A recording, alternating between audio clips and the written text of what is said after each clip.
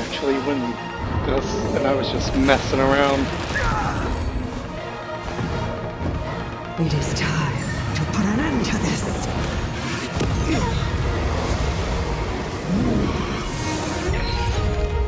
Do you have answers?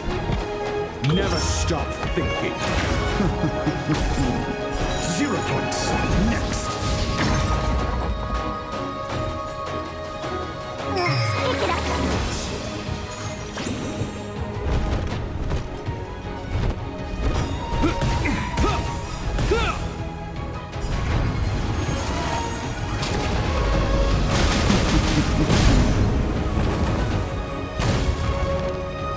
Call that defense?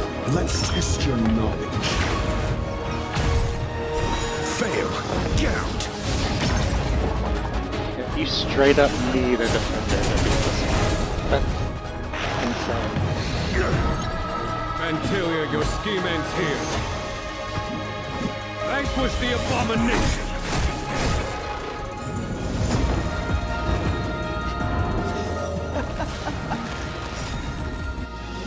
Forgive my indulgence. Your struggle in the face of certain death is touching.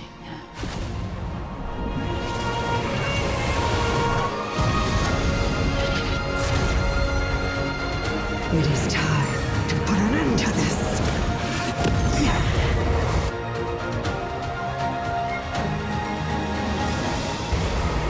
For my next trick, I shall turn each of you into my Void Rangers. The power of the destruction will eat away at your flesh and transform you into pawns of the great Nanook. Hide and seek. 1,000 faces in 1,000 places. Can we find the answer? Time for the master stroke. Radiant Spirit, heed my word. Show no mercy! SAS Perkibi. Knowledge is the measure of all things. It reveals truth and falsehood. Let's start with this arrogant Cienjo general.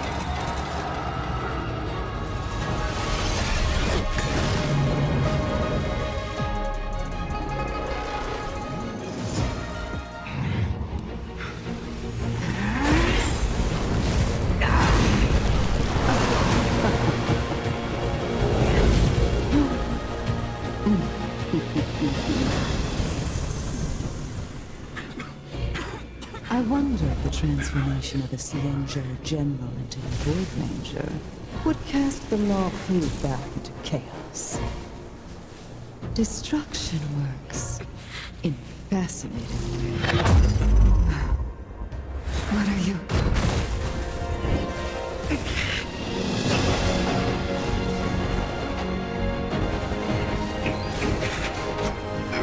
Gone home! Do it!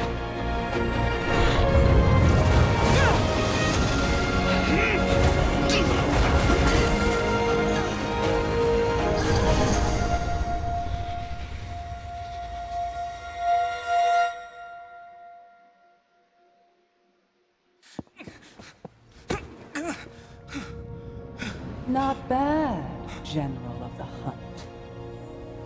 But all I lost was a body stolen on a whim. And you, how much longer can you last? The destruction of the Cienjo is nigh. Be gone, pawn of destruction. Tell the Legion that the vengeance of the Hunt will fall upon them.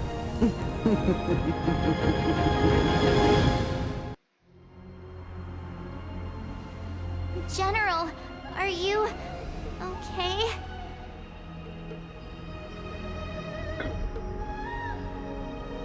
Well, I wasn't expecting to win. So. I'm still alive.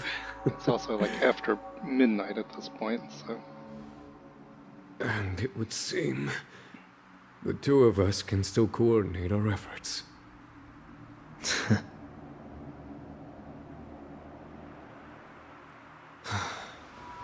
Vantilia, a truly fearsome enemy.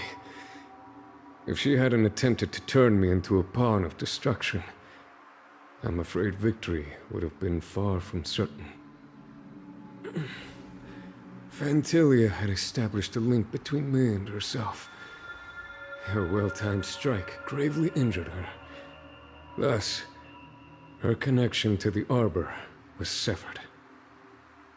So it was all part of the plan? When Don Hung stabbed you, I was scared to death.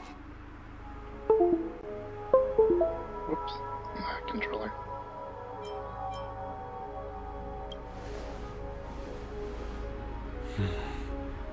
It takes more than that to destroy an emanator of destruction.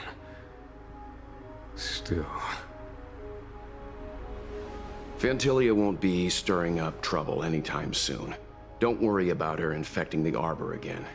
It's just that sealing the Stellaron is going to take some time. Leave that to the Master Diviner.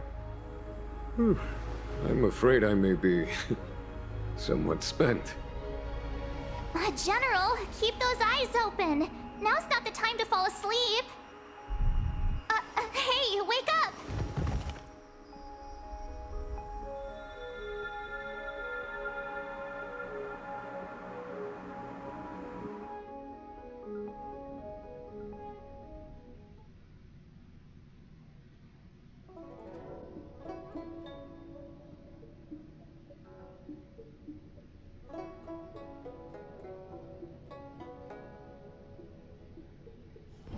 Wonder where I'm needed this time.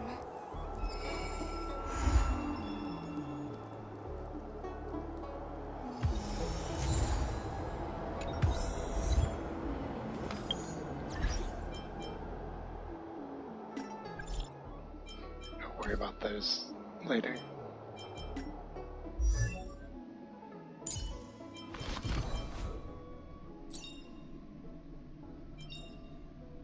The value of choice lies in unwavering resolve. Let's see. I might as well have the team that has, like...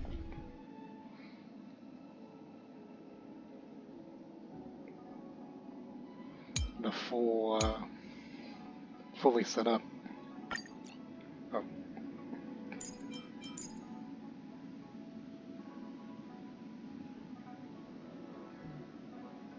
Being half asleep for this is going to be interesting.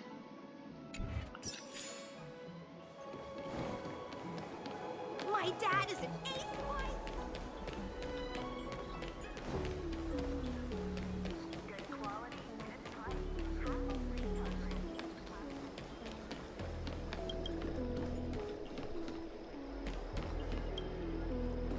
I guess that's part of a quest.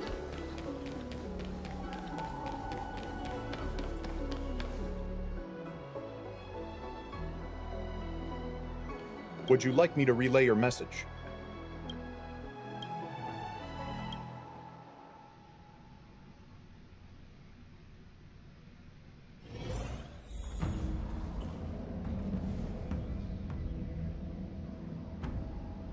Can you wait a little moment? The Master Diviner will be here soon. She's temporarily taken on the General's responsibilities. Before meeting you, she must make the current situation known and fortify public spirit. This is her first real test as a General. I hope she can get used to things quickly. I don't think I can ever get used to this.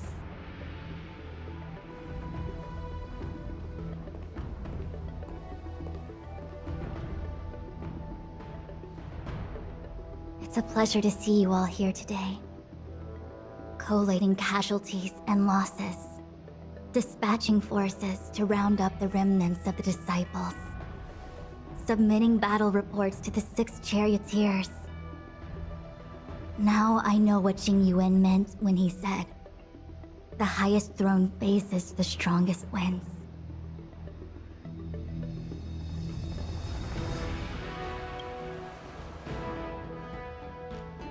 Generalship is no trifling matter. How could I be enjoying myself? All I can do is get used to it.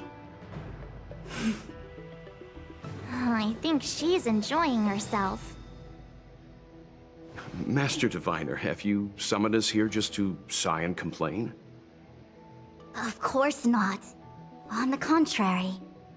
I am eager to thank you all in my official capacity as acting general of the Luofu. Now that things have drawn to a conclusion, it is time to reward you. Ooh, all those benefits that the General promised! They're finally here! Yippee! Yes. The Astral Express has braved great evil for the Luofu. Your devotion is evident. After discussions with the 6 charioteers, you are henceforth sworn allies of the Luofu. Within the Luofu's jurisdiction, you are to be treated with the highest standard of diplomatic protocol.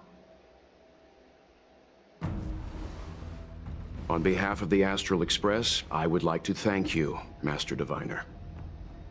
Wow, nothing tangible then? But at least it sounds pretty cool. Now that thanks have been expressed, I still have something to discuss with you. Please, this way.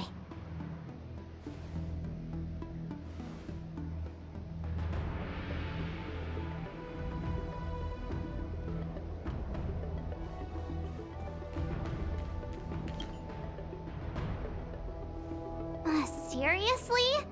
Thanking us like that and then immediately sending us on another mission? It's not a mission. The Stellaron Crisis, the Disciples of Sanctus Medicus Rebellion, the Arbor's resurrection, not to mention the Antimatter Legion infiltrating the Luofu. All of these incidents need reporting at the highest level for investigation. It's just that, having been in the middle of everything, I'm struggling to keep an accurate perspective. I would appreciate if you could go through it all with me, so that I can reacquaint myself with the finer detail. Okay, so this is the recap. Where should we begin? It appears that Vantilia was the mastermind behind it all. The Xianzhou warred with the Antimatter Legion in the past, and ever since we have kept a watchful eye on their movements. Few could have foreseen the insidious tactics employed in the execution of their assaults. The Lord Ravager slithered in unnoticed, clandestinely plotting and machinating, and surreptitiously bestowed a Stellaron upon the disciples of Sanctus Medicus. This heinous act instigated an uprising aimed at luring the Luofu into a perilous trap of self-destruction. The present danger posed by the Legion clearly demands a re-evaluation. We should proceed cautiously. When the Ambrosial Arbor was severed by the Rainbow Arbiter thousands of years ago, the abundance became a taboo. Those within the Alchemy Commission, the original masters of the so-called Way of Immortality, were ruined at a stroke. The Commission became a shadow of its former self. Presumably, from that moment on, the seeds of discord for the disciples of Sanctus Medicus had already been planted. Some of them were willing to work with the enemy, acquiring a Stellaron from the Antimatter Legion to try and revive the abundance. They succeeded all right. But why would Fantilia's objective to be to realize their wishes? Those traitors gained nothing. They betrayed the Xianzhou only to become sacrificial offerings in the Lord Ravager's grand scheme. The Stellaron Hunters. We know just as little. But in the Matrix of Prescience, I saw a prophecy that Kafka received from Destiny's slave. Elio foresaw all manner of possibilities for the Luofu. Based on what Kafka knows, and despite everything being under the control of Elio, that prophecy is indeed the most beneficial future for the Luofu. Actually, can't wait to The see Stellaron what Hunters walked Elio right ends up into our being. trap, and even gifted allies, in the form of yourselves, to the Xianzhou. That Other might than a sound cat, that is. self-interested, but I hope the feeling is mutual. Now that the future has come true, the Xianzhou has discovered the Legion's intentions, and with everyone's help, has imposed a crushing defeat on Phantilia. That we may. But as logical as things might seem, there are still many details about which we're uncertain. For example, how was the Stellaron brought onto the Xianzhou? And who sent it onto Scale Gorge Waterscape? How many disciples of Sanctus Medicus still remain at large? All of this is a mystery. Thus far, we've done our best. I'm submitting my report to the Alliance, and I've already got a plan in mind. All of you will feature in the report. But for the sake of Jingyuan, anything related to Xianzhou internal affairs will have names redacted. I hope you can forgive me. I was about to make the same request, Master Diviner. Since the Arbor's resurrection, I'm sure the Alliance will be poring over every detail of the report. I fear that if the Astral Express gets dragged into matters, leaving will not be an easy task.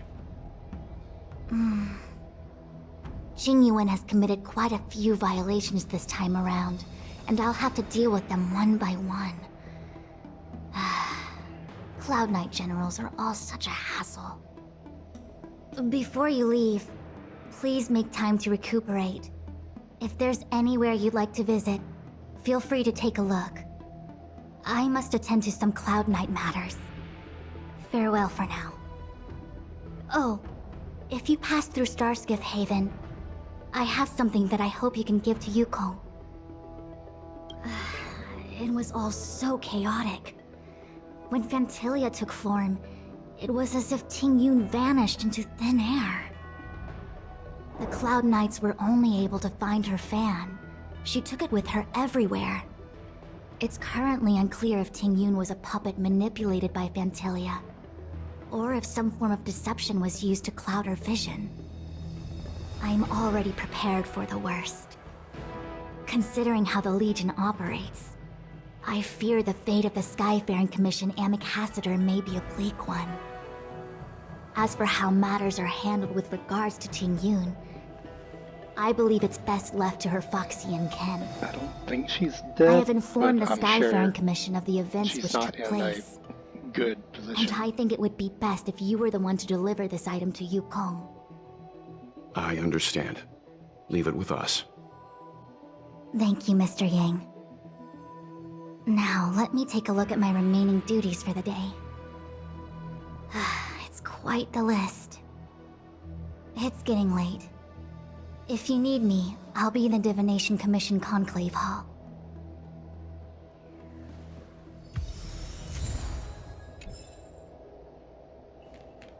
Things have come to a close for now. It's good that you came through unscathed. The Master Diviner asked us to pass on this item of Tingyun's.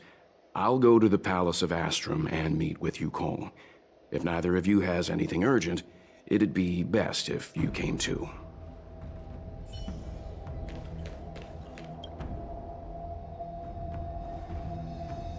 Oh, well, we had a lot of stumbles along the way, but we still managed to kick butt and save the Law Fu without breaking a sweat. Feels kinda surreal.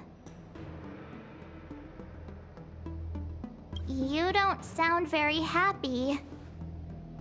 It may seem like the Stellaron hunters are controlling everything, but we create our own future. No matter how powerful they are, they can't make a future that doesn't exist come true.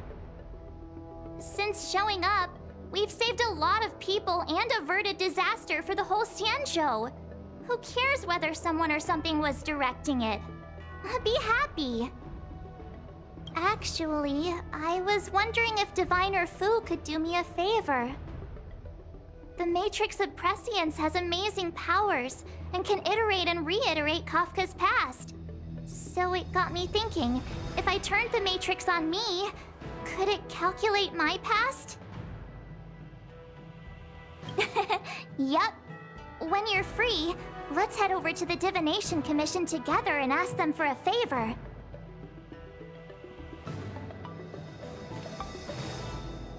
Others don't, huh? Returning to the Luofu and Scale Gorge waterscape. It's a surreal feeling. I left so determined. Who would have thought that circumstances would draw me back once more?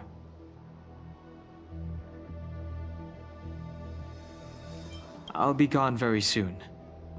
Jingyuan is still recovering, and the Cloud Knights won't protect me anymore. It remains to be seen how the 6 charioteers will react to my presence. But at least for now, I'm safe. I want to meet the current High Elder of the Vidyadhara. It seems I won't be able to cast off Danfang's negative karma, so I'd like to learn more about his past. I want to find out what I can do to make up for his sins. If you're planning on an extended stay on the Luofu, I'm afraid I won't be able to join you. I'm sorry.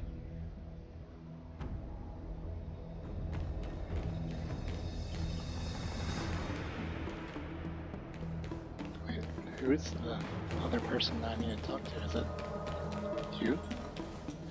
The Ambrosial Arbor is dormant. Thanks to everyone's hard-fought battles, the Luofu is safe once more. Before he left, the General told me to handle things at the Seat of Divine Foresight. Fortunately, now that victory has been achieved, the plans we prepared will never see the light of day. However, the General did order that if he were unable to return to duty, then the Master Diviner would take over his duties temporarily. Alas, I'm no healer. I'm afraid I couldn't say. I ordered a military doctor to provide the most comprehensive emergency treatment they could. The Alchemy Commission was caught up in the Sanctus Medicus conspiracy. It took a lot of work to find someone trustworthy enough to heal the General. If we can help, don't hesitate to ask. I don't know much about medicine, but there are lots of ways to seal wounds and prevent injuries from worsening. Don't worry. Long-life species are resilient and strong. The General will pull through. He's faced down situations 100 times more dangerous than this. What do we plan on doing? Thousands of years ago, the Xianzhou Alliance was at its wit's end trying to deal with it. Today, nothing's changed. The Arbor was resurrected. Aside from the Arbiter's Lux Arrow, I'm afraid that nothing can materially harm it. We might be able to suppress it with the help of the Vidyadhara, but with internal strife ravaging their ranks, I'm afraid it's a long shot. If you can locate exactly where the Stellaron is within the Arbor, then the Express might be able to help out. Thank you for your kind offer, Mr. Yang. But something as important and fundamental as the Ambrosial Arbor will require a meeting and deliberation from the 6 charioteers.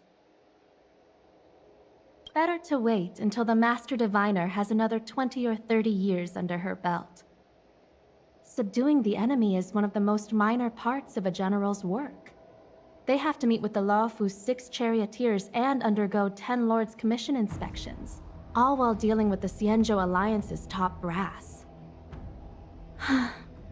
None of it is easy to navigate, but it's a daily responsibility. The crown of a general sits heavy on the head indeed. Ah, I almost forgot. I need to gather data for the Master Diviner's draft report.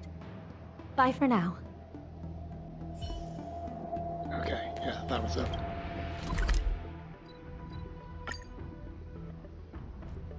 Ignore the companion quest for now.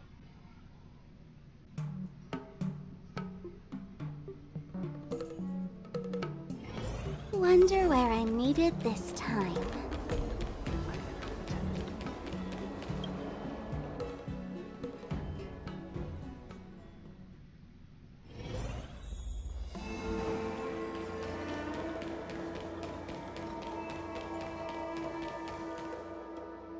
see. Please extend my regards to the 10 lords. I will. Our condolences, Hellmaster. You have guests. I shall take my leave.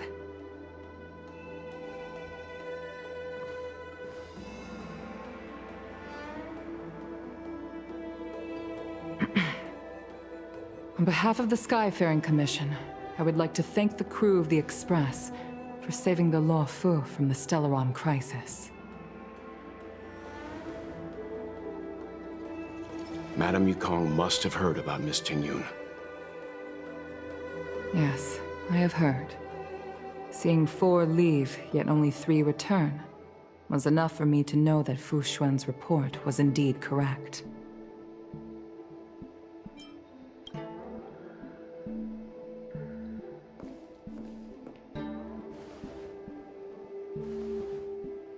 Tingyun.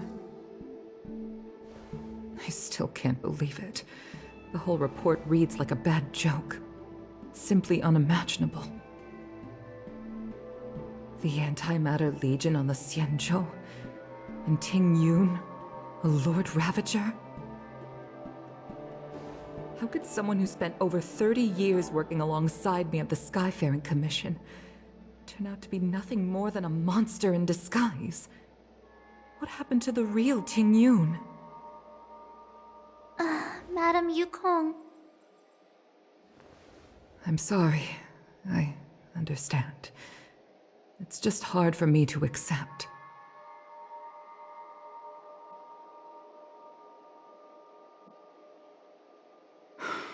Thank you for bringing Tingyun's belongings back to the Palace of Astrum.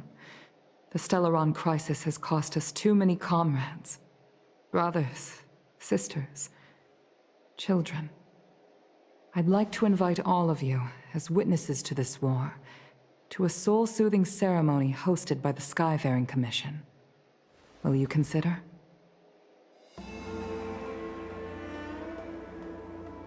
A soul-soothing ceremony? To put it into short-life terms, a funeral. You see, for long-life species of the Xianzhou, death has always been a distant, mystical concept. Ordinarily, the Ten Lords Commission guides people to the Hall of Karma before any symptoms of Mara are detected. There, they leave behind their lives and wait for their time to come. People are used to a short farewell as opposed to a tedious burial process. Given our limited lifespans, the only ones who place value on ceremony are us Foxians. Countless Cloud Knights lost their lives or became Mara-struck during the crisis. The Hall of Karma couldn't take them all in, and so they passed away. All of these sudden deaths and unfulfilled wishes remind us that long-life species still live out insignificant and limited lives. By combining Skyfaring Commission technology with Foxian ceremony, we honor those who have passed on. We place items of the dead onto star skiffs and send them out to sail between the stars, to shine brightly among them. It's not just to comfort the dead, those souls who can never talk with us again, but also to comfort their surviving relatives, close friends, and indeed all residents of the Xianzhou. It's also my way of saying farewell to Tingyun. I know, I'm selfish. She may not have died a Cloud Knight, but she's still one of us here at the Skyfaring Commission. A victim caught up in a wider conflict. I'd like to hold this ceremony as a way of distancing the memory of Tingyun from the Lord Ravager who tarnished her identity. I can still hardly believe it. I'll use my own methods to locate Tingyun's whereabouts, but at present, This is the least I can do for her. I'd like to ask you all to witness this event with me. I've instructed Yen Ming to sort through Tingyun's belongings. I hope you can pick some out to place around the star skiff. Leave this to us. We'll take care of it as per your wishes, Madame Yukong. Once again, my thanks to all of you. I've asked the judges of the Ten Lords Commission to ratify this soul-soothing ceremony, and have commissioned a special skiff at Stargazer Navalia for the ceremony. If you need anything, that's where I'll be.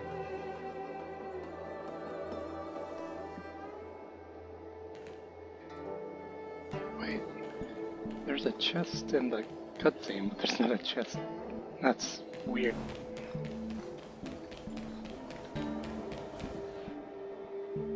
You always did say that I like to gossip. And here I am rambling on, proving you right again. If only you were here to cut me off.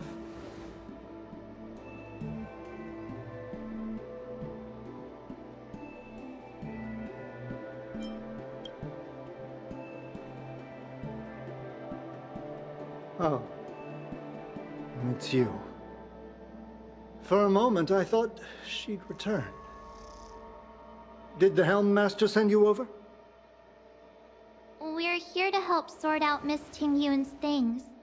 Madame Yukong wants to use some of them for her soul-soothing ceremony. Well, I've managed to get through pretty much everything. It's all in this box. Please, take your time.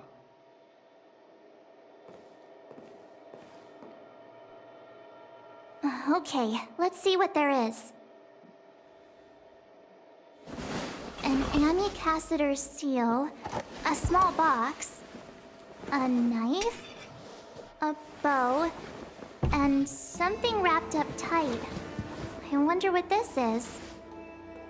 Looks like some kind of antique? But who'd want to hold on to something like this? Oh, Ting Yun explained that one to me. It's a folk statuette from Foxian antiquity. They say it can bring wealth if placed correctly. There's also a note in the package. This is for you, Mr. Yenming. Wishing you fortune and success in every endeavor. Yenming, it seems like this is a gift for you from Miss Tingyun.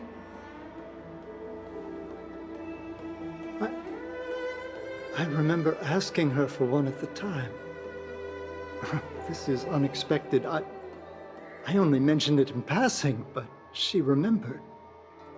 Ting Yun and I were from different guilds. We were competitors, but also colleagues. When we used to trade in other lands, we would bring back local specialties and distribute them among friends and other guild members. It became a custom.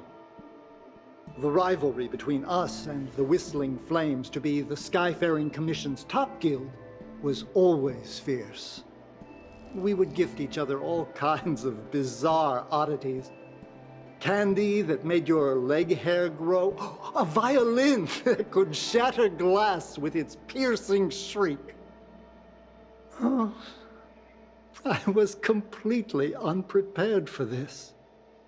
I never thought Ting Yun would leave something behind for me that was so sincere and earnest.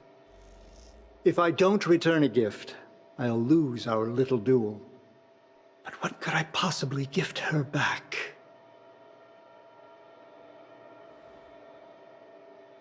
Huh. Besides the seal, the knife, and the bow, none of this seems like something Miss Tingyun would have kept. I thought she was more about jewelry and beauty. Could there be other things similar to what Yenming got? We should take a look. There's nothing else, except a handful of seeds.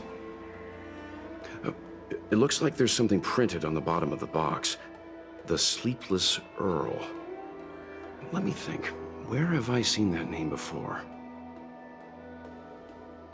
I can't cook to save my life, but one thing I'm sure of is that's a kitchen knife. I've never seen Miss Tingyun use anything like that to defend herself. It must be another gift that she never had time to send. There's an ad in the knife case. Spices Supreme. A room alley? Which store is that again?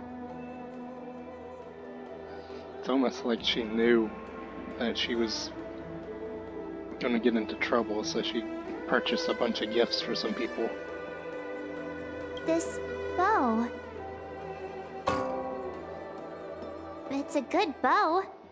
It couldn't be meant for me, could it? Alright, just kidding. Just trying to liven things up around here. Do you know where we're supposed to take these things?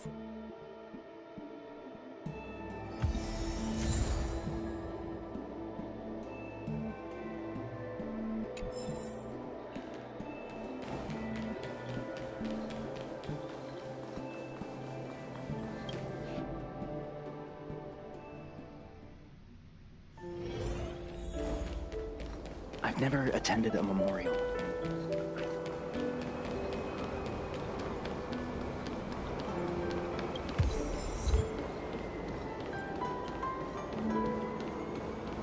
Well, that was...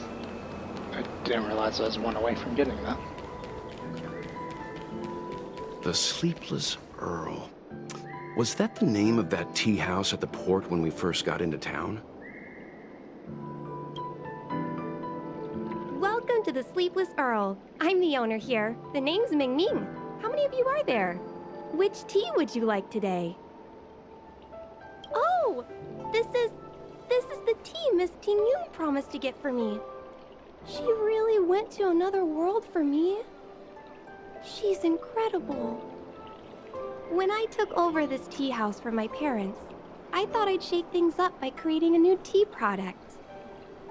Famous brews like Whale Tide Spring or Vegetations in the Alchemy Cauldron have been around for millennia, and imported mixed teas have also found a niche.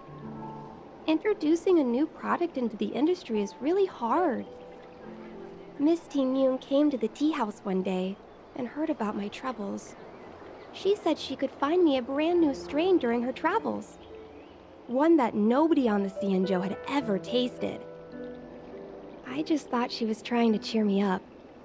I never thought she'd actually do it. Where is Miss Ting Yun today? Yes. Now that the crisis has been averted and the ports are resuming operations, Miss Ting Yun has been dispatched on business with the Skyfaring Commission, out to other worlds. Oh, really? Well, that's a shame. Well, hold on a sec.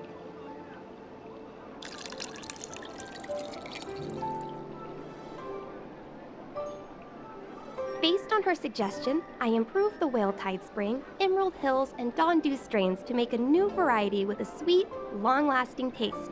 I called it Ting Yun's Blend. Seeing as she can't enjoy it right now, I'll have to invite all of you to try a cup.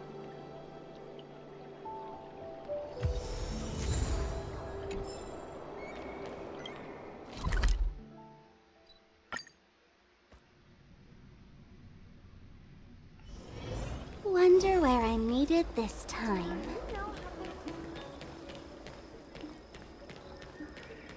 The Wafu is famous for... Oh, how's it going? Did you take some time off? See any more of the Xianzhou? Isn't that the place on Aurum Alley over in Exalting Sanctum? All the foodies go there. What about it? Planning on treating me to a feast? It's the main commercial street in the Exalting Sanctum, although it's a lot quieter since the whole Stellaron crisis thing. Tourists fresh off the Starskiff always head to Starwatcher Avenue in Starskiff Haven. It's one of those bustling tourist streets. But if you want the real deal on local snacks, you've gotta get to Aurum Alley. I've marked it out for you on your map. Whenever I'm tired of Celestial Jade or slacking off, I head over for a bowl of Granny Chen's tofu. Darn it, now that you've brought it up, I suddenly don't feel like clocking in for work anymore. Wafu is famous for its mung bean soda. You've got to give it a try.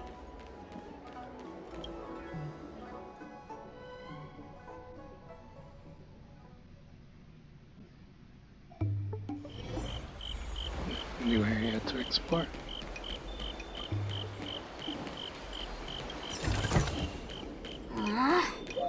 Isn't there more?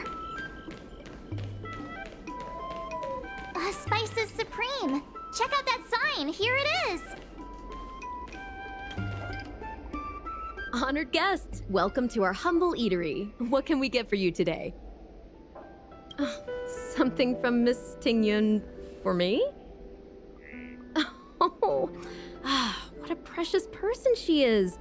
A sweet thing like her, gifting me a kitchen knife.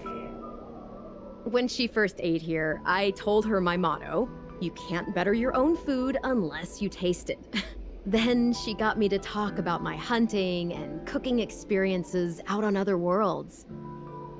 She was captivated. She pestered me about dish after dish. At the end, she mentioned she wanted to get me a gift. A sword for a hero and a knife for a chef. That's how she put it. She probably came across some rare mineral and forged it by hand. Look how sharp it is.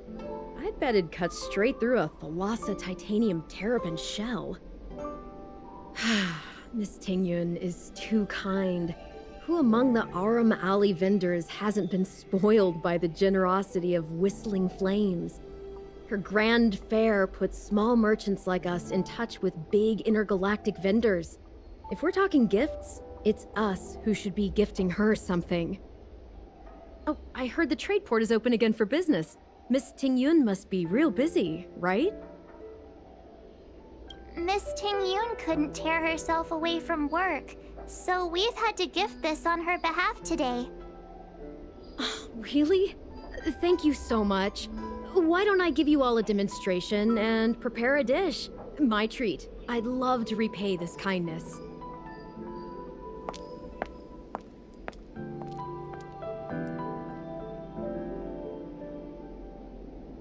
Oh, speaking of which, it was our chili beef offal stew that first attracted Miss Tingyun to our restaurant. It's spicy, sumptuous, and guaranteed to get the mouth watering. Not even a girl as refined as Tingyun could resist the temptation. About that bow, I think I know who Miss Tingyun intended to gift it to. Mr. Yan Ming said an ambassador will return with a gift for a trusted colleague. The person who Tingyun trusts the most is Madame Yukong, right? I want to look at that food we just got.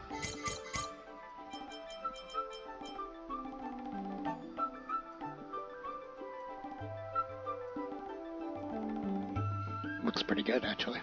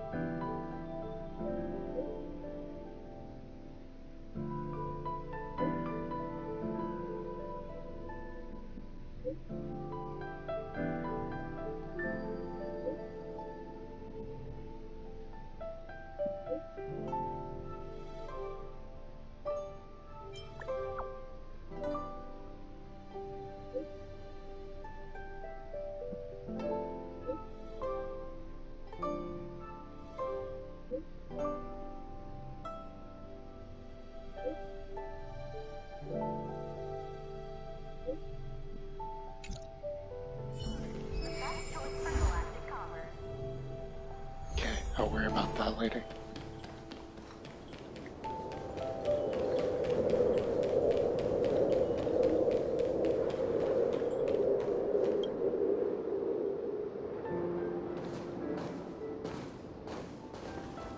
What brings you here?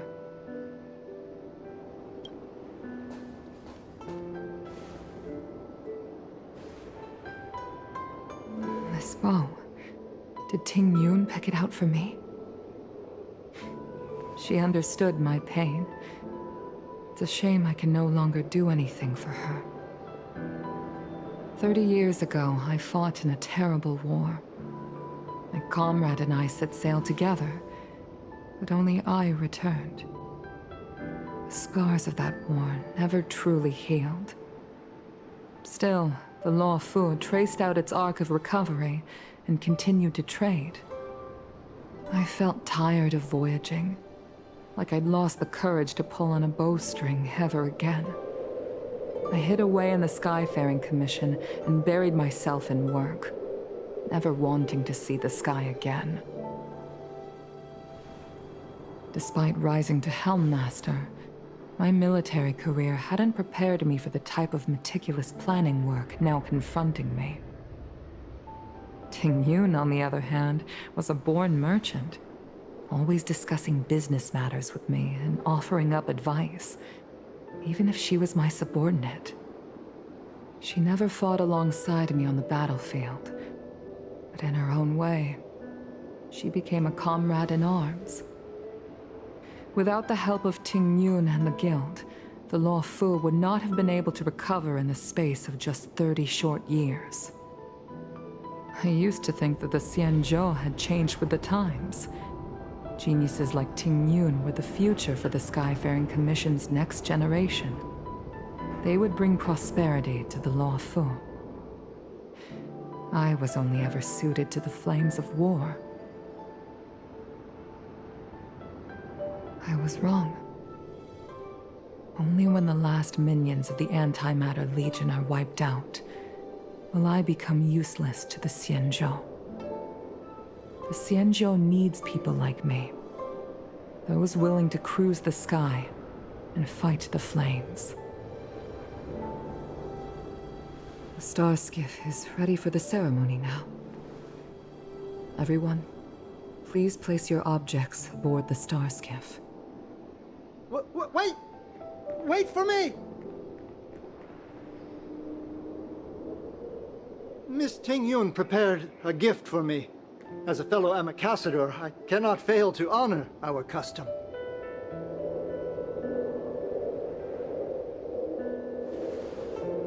Yan Ming, what is it that you've prepared?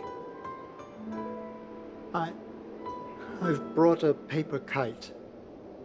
I know it may seem simple compared to the precious items that Ting Yun gifted others in the past, but it has a deeper meaning.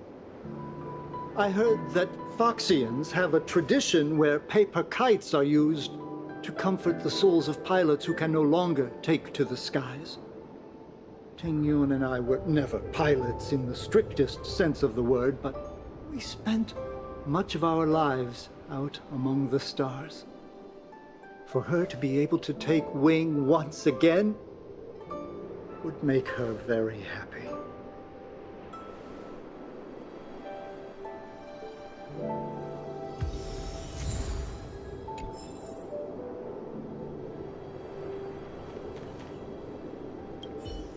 Paper kites are often gifted to children, but as a symbol of spreading one's wings and soaring high up into the sky, they are also a comfort to Foxian pilots.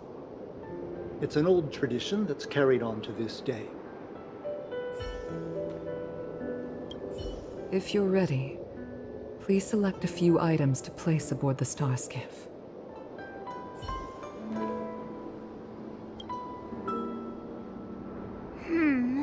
Out of all this stuff we've got, what do you think we should place on the star skiff? This time, we needn't compete. Go. Fly on to other distant worlds. This is the tea that Meng Ming has made, especially named after you. This is a gift from Miss Yensui on behalf of all the restaurants on Arum Alley. You're going to love this. Thank you for everything you've done for the Skyfaring Commission and the Law Fu. This small seal is the foundation of the Xianzhou's prosperity. The Skyfaring Commission shall never forget you, Ting Yun. I will seek out the truth. And if it is discovered that you were taken from us, I swear to avenge your unjust end. It is time for the soul-soothing ceremony. Please make your way to Earthrise Agora in Starskiff Haven.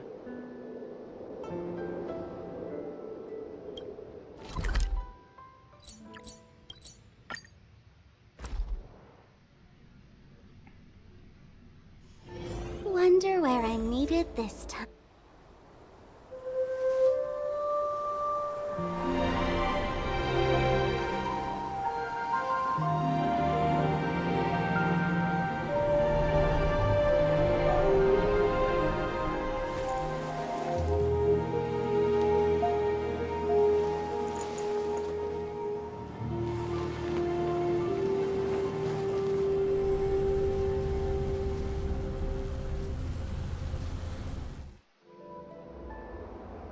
General, the ceremony is finished.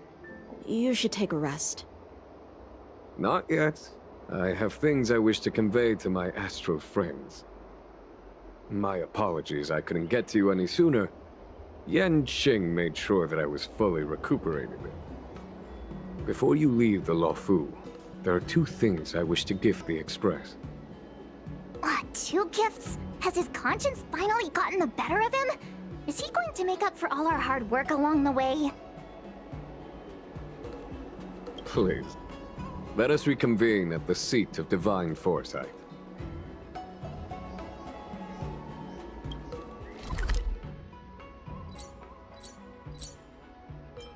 Oops.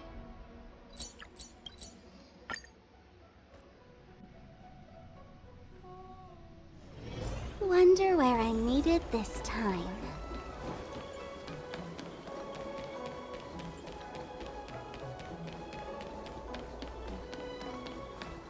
Would you like me to relay your message?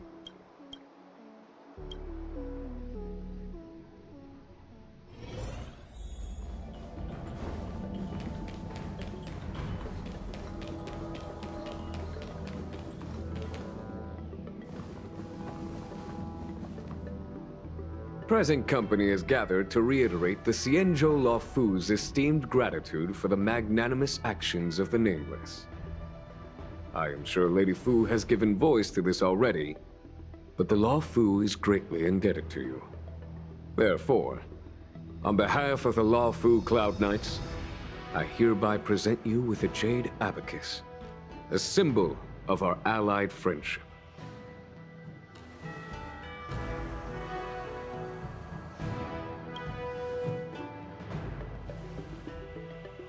Back when the Alliance was first established, all those thousands of years ago, the Xianzhou ships swore an oath, etching the record into a Jade Abacus. The world may crumble, and the heavens may fall, but this oath shall never be broken. The same is true of this Jade Abacus. It is a record of the Luofu Cloud Knight's promise to the crew of the Astral Express. It is also a beacon. Grip it tightly, and it will send a message to the Jade Abacus here, in my hand. No matter how astronomically distant you are, the Luofu Cloud Knights will always come to the aid of the crew, whatever your need may be. Wow, now that's what I call a payoff. Of course, I trust that such an important article will not be used for trivial or inappropriate circumstances. I hope you can understand. Yup, got it. Say no more. Sure thing. Thank you for your generosity, General. Dan Heng. General. In accordance with the Edict of the Ten Lords Commission, I am hereby authorized to relieve your banishment decree. From this day henceforth, you may come and go freely on the Luofu. Nice!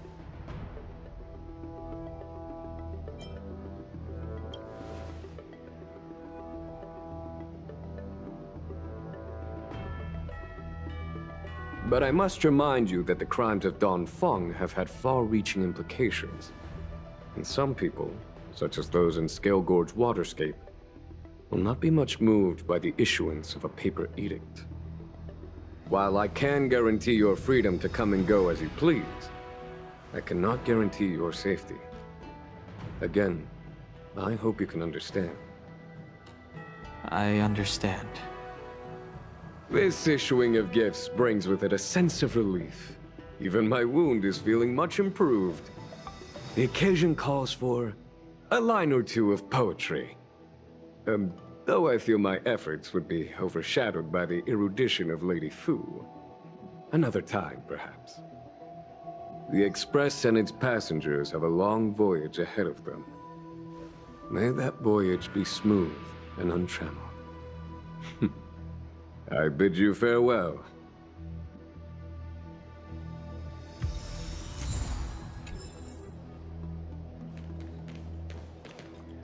Oh, hi. I know we haven't got the chance to get acquainted, but I've heard a lot of good things about the crew from the General. I have to say, I'm very impressed. So soon? I wanted to help the General, but things didn't turn out how I wanted them to be. I've learned my lesson. Also, I have a rather abrupt request. After fighting Dan Heng, I feel like my skills are lacking somewhere. If you have any time to coach me... Deal. Safe travels.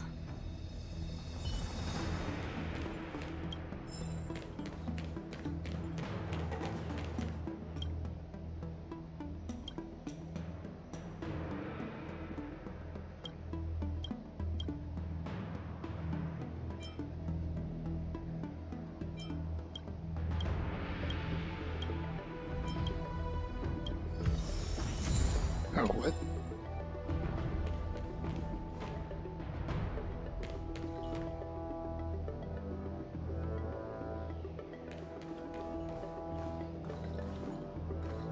Let's see. I wonder... I could just straight up go, but I have a feeling that there's a... I think I can talk to at least one person around here somewhere, right? I could be wrong, but... Yeah, there you are. Hello! To start your next journey! That's great! I can't wait to escape the commission again. Oh! Make sure you come visit! Next time you're here, we'll put my plan into action! I've got it all figured out. We sneak out, head over to Arm Alley, and pick out on the snacks there.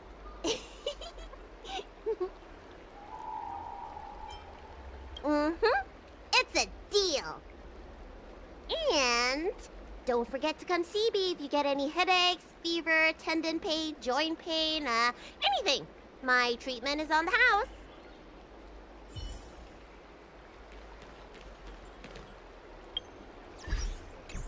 Let's see.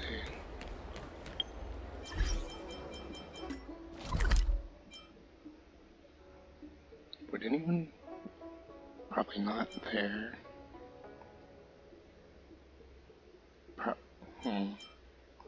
Trying to think of where people could be at. Might be some people here.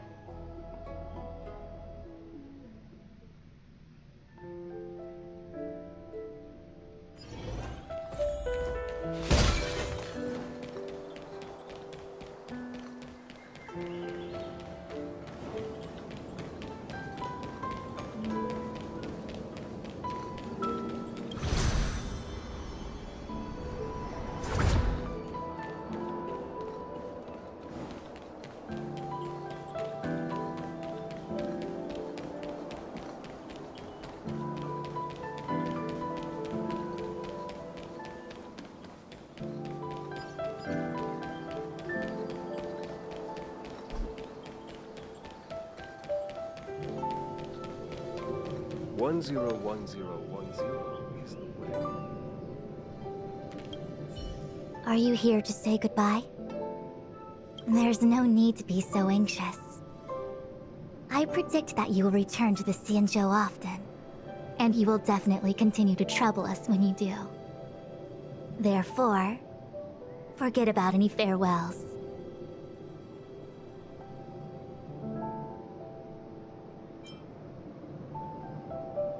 Alright, okay, I understand. I wish your travels be fleeting of foot, and may your crises be effortlessly resolved.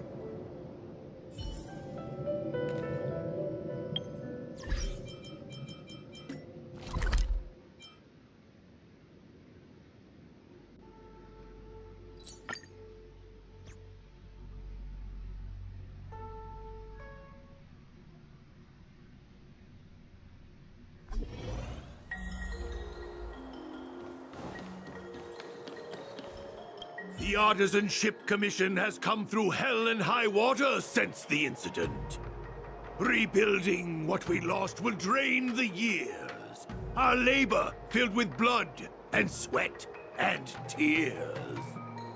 For a youngster to deliver a farewell to an old man like me is a rare occurrence in this day and age. I've taken on many a short-life apprentice.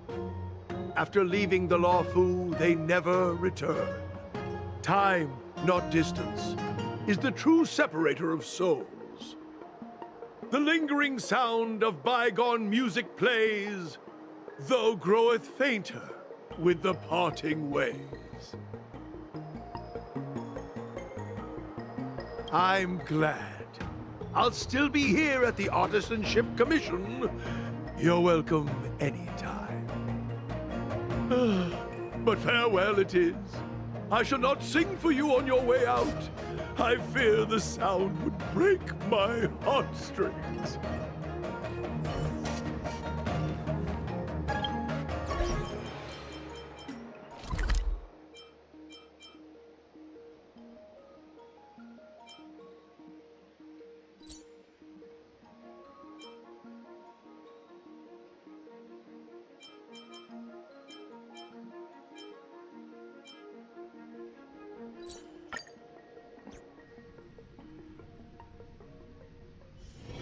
Wonder where I'm needed this time.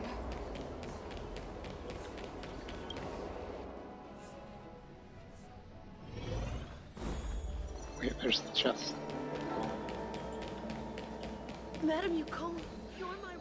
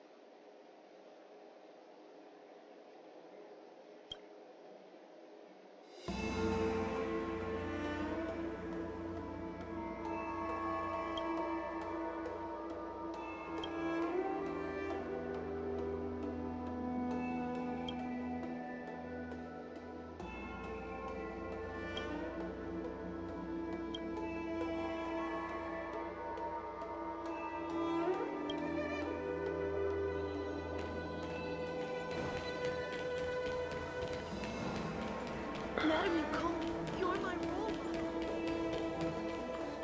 Yukon does not seem to be in here. Oh, that's because she's right here. Are you off then? The Xianzhou Lawfu is all the richer for your brief time with us. I offer blessings with behalf of the Skyfaring Commission on the eve of your departure. If you require resupplying during your journey, you can always count on us.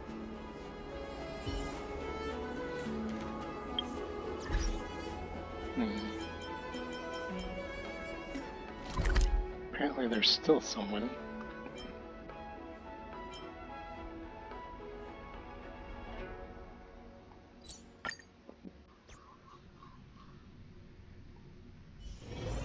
wonder where I made it this time. You know how to fix a starscape? Good price. Hassle-free chartering. High-end barge. The best tool for galactic commerce. Good quality, good price. There you are. I don't believe in ghosts. I'm guessing seeing you here probably means that your affairs on the Xianzhou are mostly complete. Is that it? I thought you were gonna stay for at least a little longer. Did Welt learn how to play Celestial Jade in the end? If he hasn't got the hang of it yet, tell him to come see me, and I'll show him the ropes. Oh, I haven't asked you yet. Are you interested in learning yourself? Aha! I thought so. Come back when you have time. I'll teach you. We're in agreement then. You can come back anytime and I'll teach you how to play. Oh, okay, apparently there's still someone I haven't run into.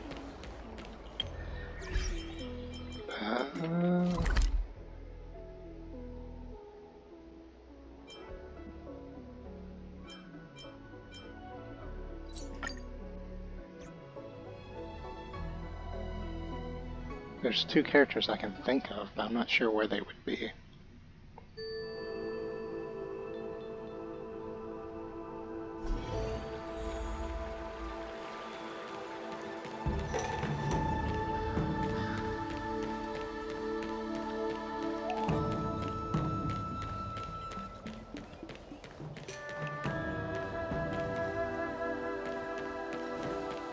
That little kid looks interesting, but I'll not get into that just yet. Keeping commission officer?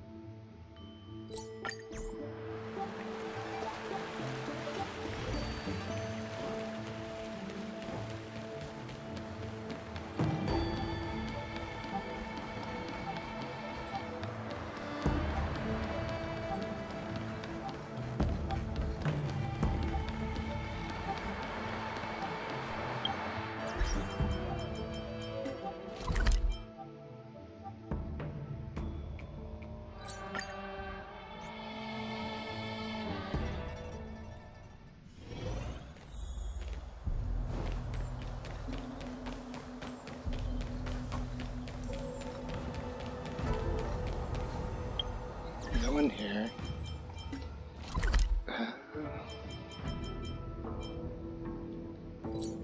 Guess the last place to check is Cloudford. If I can't figure out where they're at, I'll just give up. Don't see one here.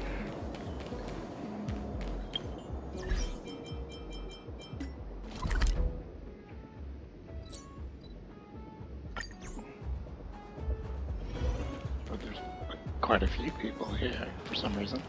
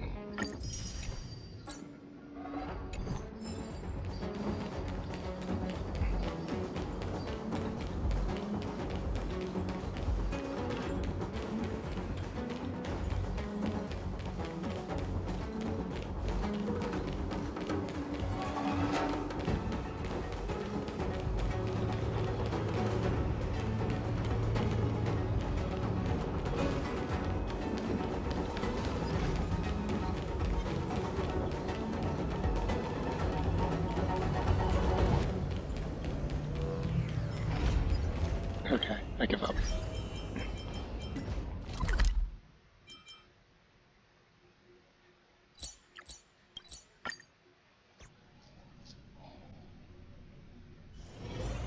wonder where I'm needed this time.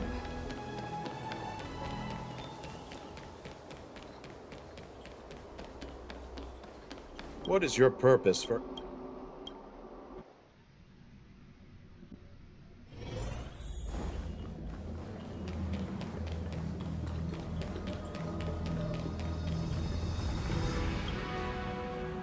Himiko messaged me. The Express detected the Jade Gate's reopening. She asked whether we'd be heading back anytime soon. She was also asking after you, Dan Heng. I think it'd be best if you update her in person, don't you think? She must have been worried. I'll return to the train and put her mind at rest. Himiko must be eager to hear about what we've been up to on this mission too, right? Hang on. Oh, how could I forget? We should bring something back for the conductor. Have you got any unfinished business on the Xianzhou?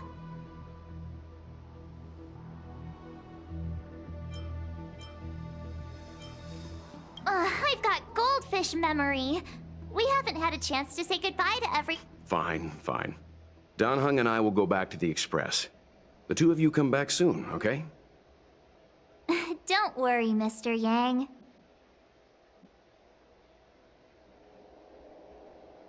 Wait, what? When I left the train, I only had time to say a quick goodbye to Himiko. I should go back and give her an update. And thank her for her guidance.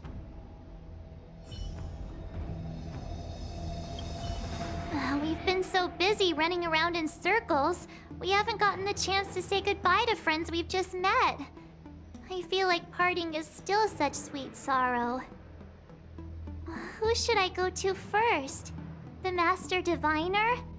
Jingche? The Miracle Doctor? Or what about Master Gongshu? Shall we go and meet them all?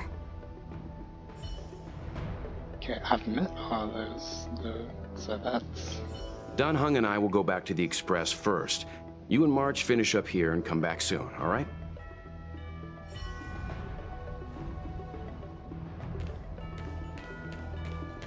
Wait.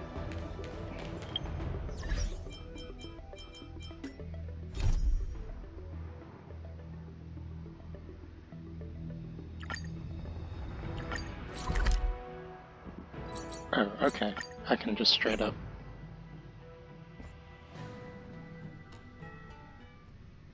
There's a dreamlike quality to watching these star skiffs depart through the Jade Gate. How long will these ships sail? And which stars are they traveling to? From a universal perspective, there is little difference between the lives of long and short-life species. The transcendence that the Xianzhou pursues is nothing compared to the enduring majesty of the stars. And the grief felt here is no different from our own.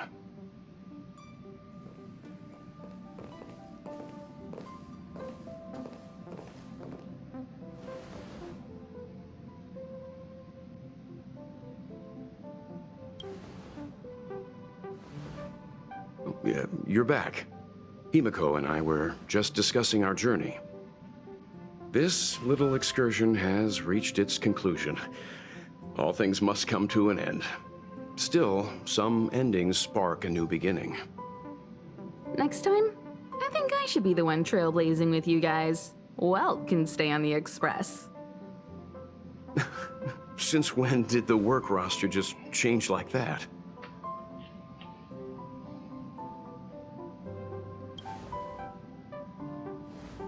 Penacony.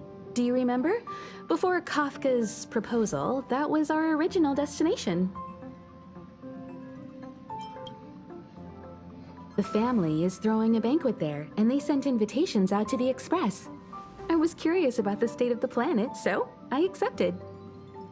When the conductor is ready, we can set off for the next stop.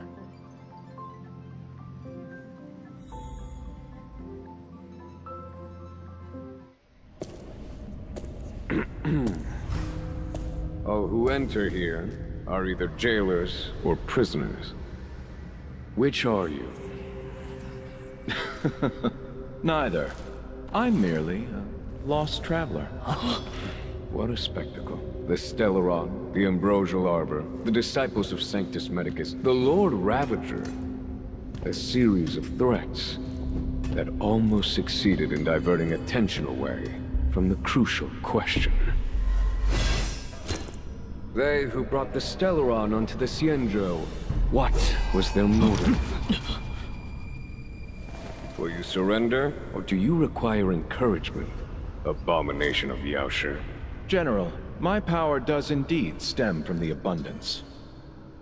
But I'm the same as you. We are both enemies of Yaoshi. That's right, Jingyuan. Stay out of our way. The revival of the Arbor is an omen. It's time for the Xianzhou to choose its next path. The Rainbow Arbiter, the Plague's author, the Ruin author. This is a chess game between eons. If you don't stand with the winners, you stand to lose. And this time, we will put the abundance in their grave.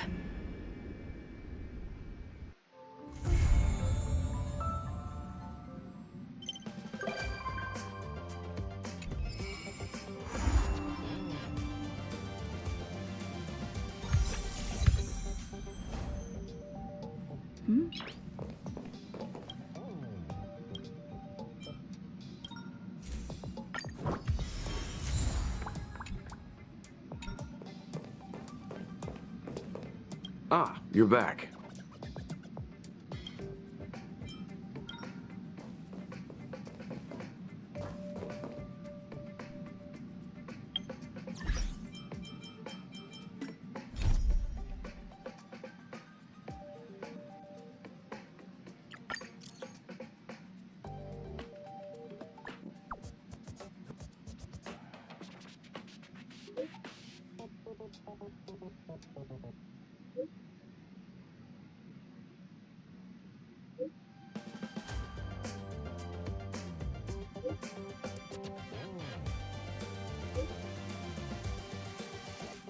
Time to head to the next stop. Let's meet up with everyone in the parlor car.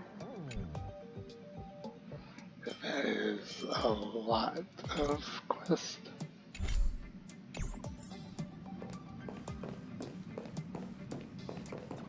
Pom-Pom's not here yet? Pom Pom knows how to keep people on the edge of their seats. Ahem! Apologies for the delay, dear passengers. Something important came up, so I, the conductor, had to spend some time preparing.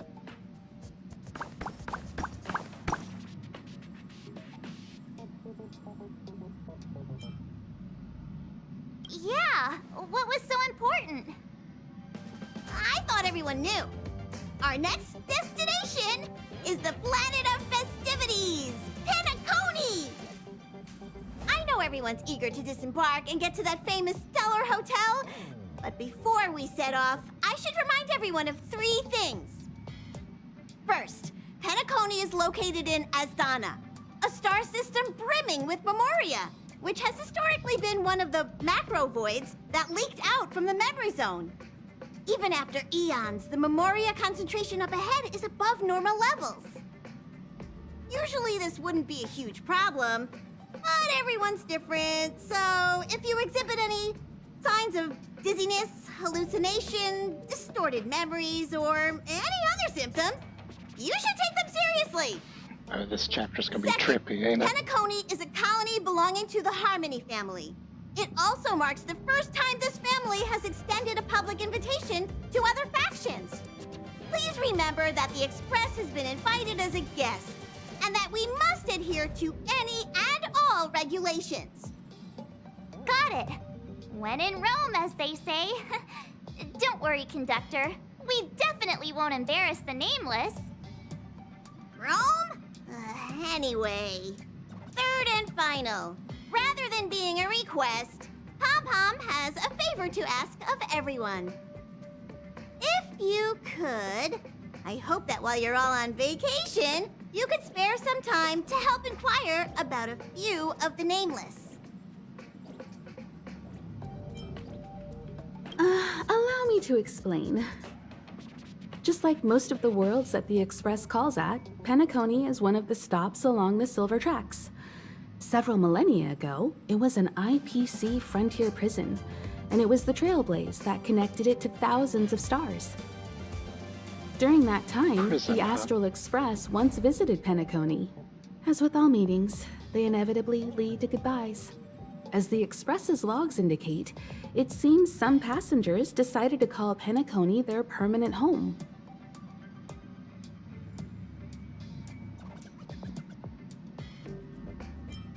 Don't worry, just think of it as returning to your hometown. Following the Express's departure, the Stellarons cut off contact to myriad worlds, and Penacony's ownership switched hands several times. Why did these Nameless choose to stay here?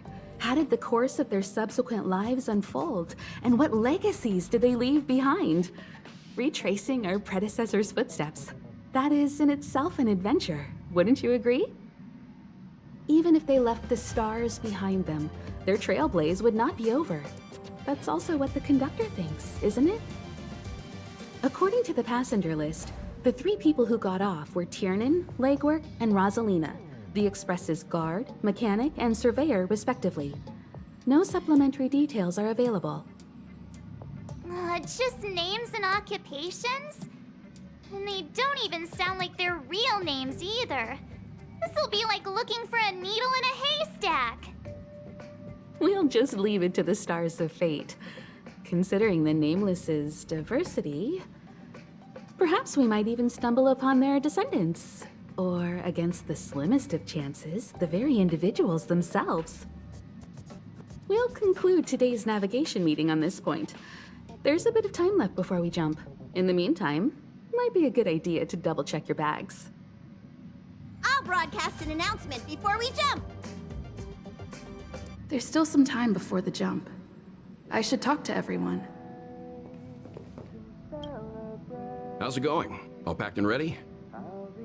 There probably won't be any surprises happening on family territory, which is a bit of a shame if you ask me. But hey, Well, it's rare setting that we flags. can take a break and let loose. Let's enjoy it.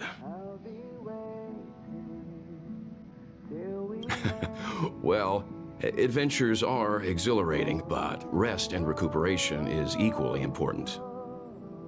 Rest and recuperation aside, don't forget Pom-Pom's request. The conductor has done plenty for us, and it's time to return that favor.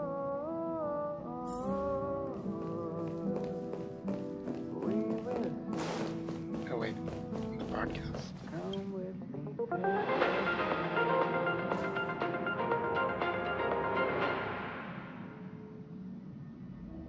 Welcome to the Interastral Peace broadcast.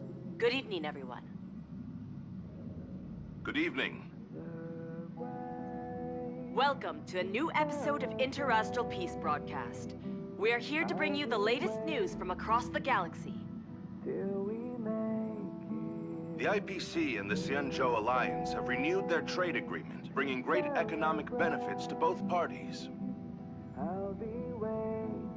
The head of the Armed Archaeologists of the Intelligentsia Guild, Alan Jones, personally oversaw the excavation of the ancient tomb of Emperor Rupert I. The ruins rank as a Category Omega site on the Potential Disaster Index. Renowned songstress Robin has received an invitation to perform at Penacony's Charmony Festival. Wonder how that room's gonna come into play. The Garden of Recollection has gathered Memoria fragments from the lost world of Moonshield. The precious memories of this world will not be forgotten. Let's take a closer look at the details. Regarding the IPC and the Xianzhou Alliance, the Xianzhou La Fu has opted to renew the trade agreement. The agreement will help to open up markets and promote cooperation between the two sides in agriculture, industry, medicine, and culture, laying a solid foundation for a free, open, and prosperous business environment.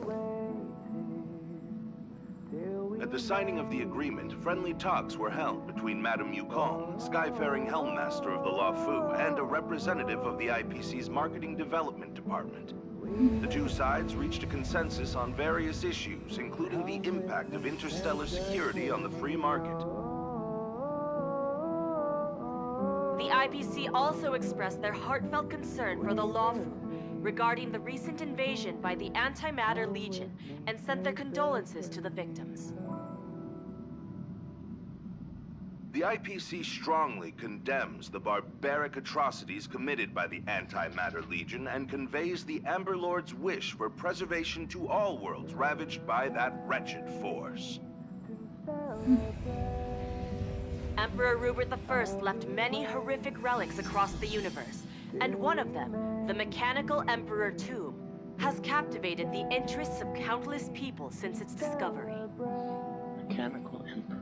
The excavation of the tomb is led by the head of the armed archaeologists of the Intelligentsia Guild, Alan Drake One-Armed Jones, with assistance from Genius Society member Screwlum. I was about to say, it is hoped that the excavation of this metallic relic, which holds a Category Omega ranking on the potential disaster index, will finally shed a light on its mysterious nature. According to records of the Emperor's deeds left behind by the Inorganic Legion, the original purpose of the site was to house the inventions inspired by the imagination of Rupert I. A spokesperson for the Intelligentsia Guild said, "We have no way of knowing what amazing discoveries Jones will uncover, but we are hopeful that his findings will further our understanding of the Emperor and help save the universe from the horrors that he will bring with him when he returns." The Interestral Peace broadcast will be covering this this isn't story too boring for you guys, but I find this stuff quite interesting. Penacony, the planet of festivities, announced that it will invite renowned singer Robin to perform at the Charmony Festival. Once every Amber Era, countless followers of the Harmony will attend this long-held tradition of the planet of festivities, and together pray for a brighter and better future for the universe. Robin is a superstar whose voice is known throughout the cosmos. She has been the recipient of many top awards. It is believed that during the celebrations, Robin will sing a hymn for the Eon of the Harmony in the name of the family. The IPC will broadcast the entire event, sending the sounds of music and good wishes to worlds far and wide. As we all know, the Garden of Recollection has always been committed to the restoration of lost civilizations, igniting the spark of revival across the cosmos.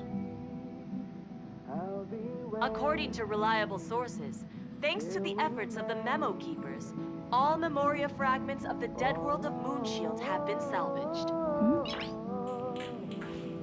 Moonshield was destroyed during an invasion by the Antimatter Legion, but with the combined efforts of the IPC and the Garden of Remembrance, the collection of information about the fallen world was recently declared a success.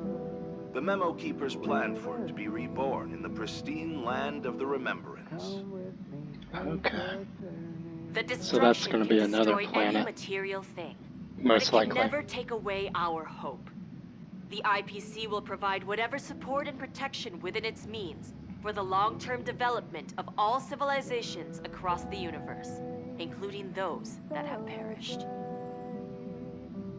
And this is the end of our broadcast. Please tune in for our next episode. Thank you for listening. Thank you.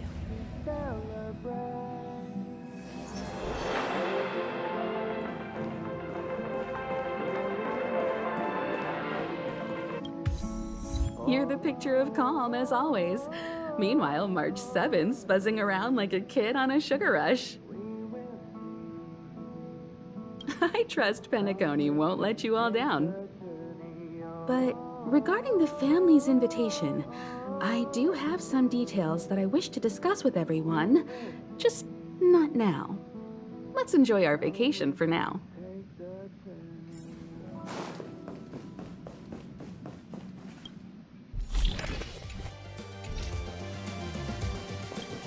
Oops, I didn't mean to reset the phonograph.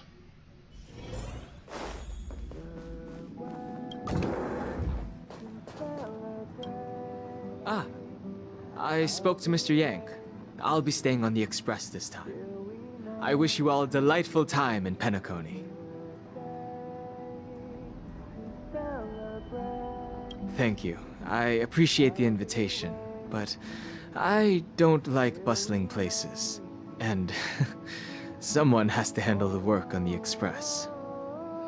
Pay no mind to the matters concerning the Xianzhou. Penacony isn't the final stop on our trip. We have plenty of time. Once everything is packed up, I will naturally catch up with all of you. If the trailer has anything to say about it, I'd advise double-checking your bags. he'll be coming down Word eventually. is that the family's customs procedure can be quite demanding. Better to sort it out now than face issues at your hotel check-in.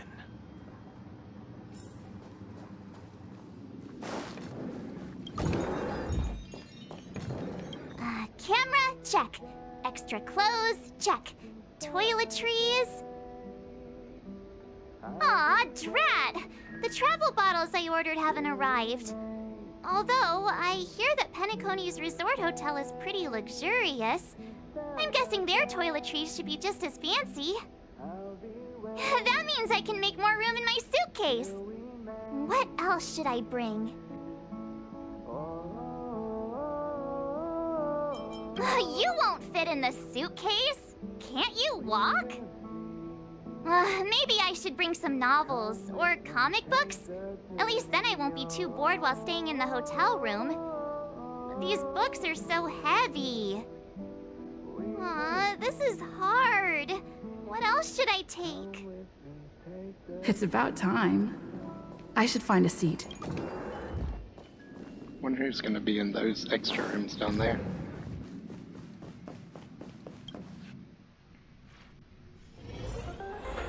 Is this a letter? Wait, what?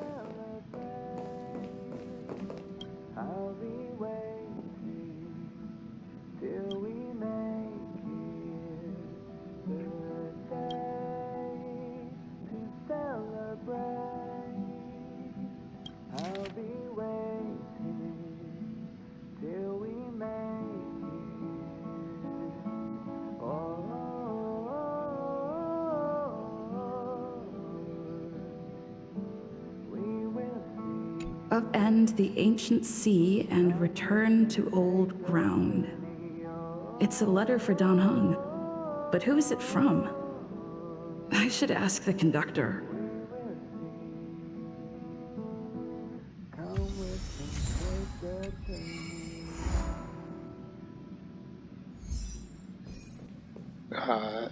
Okay, I'll worry about that later as well.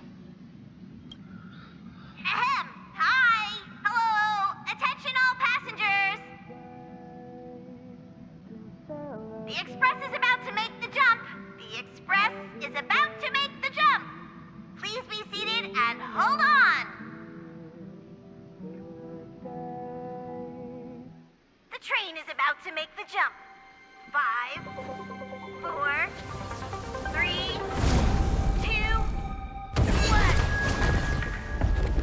Oh. Okay.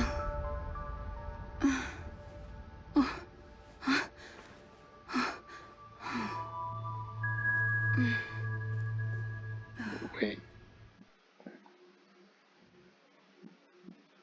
Okay, for some reason I'm already in Penacony.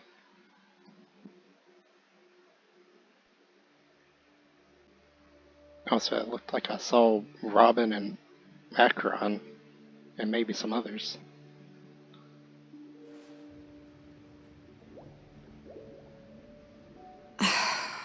Not another one. Come with me.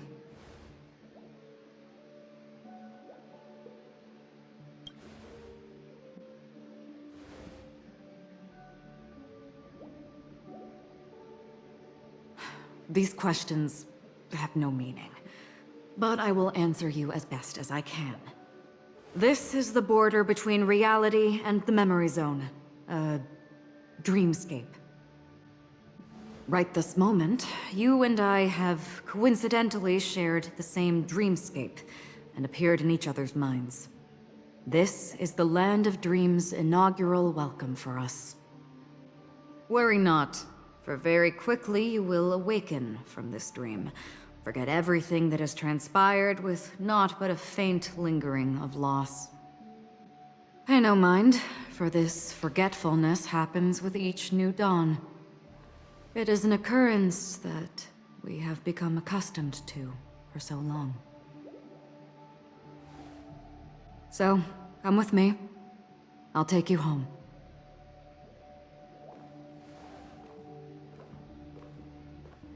That is an interesting glass. Left, the end of the corridor. I will wait there for you.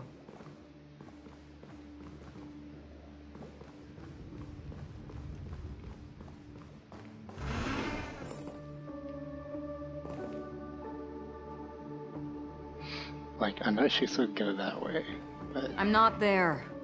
Turn back. Okay. Just making sure. Galaxy Ranger Acheron. This is what they call me. You can call me whatever you want. Open this door. Take a look at the mesmerizing dreamscape. Well, you can still remember.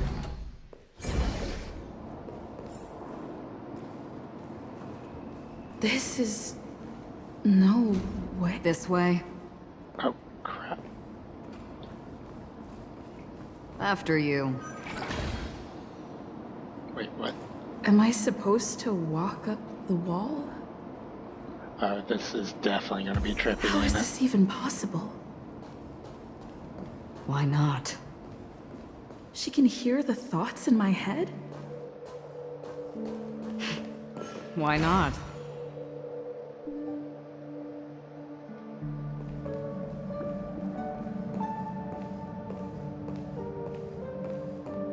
Oh, wait. Sam and Silverwolf, Venturine and Ratio?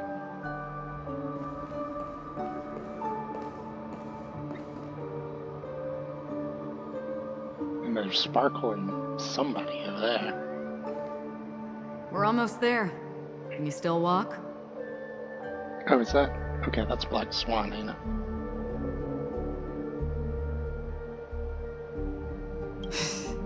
You're funny. If you can crack jokes, you're probably fine. Don't stop, don't turn back, don't look down. Or up, for that matter.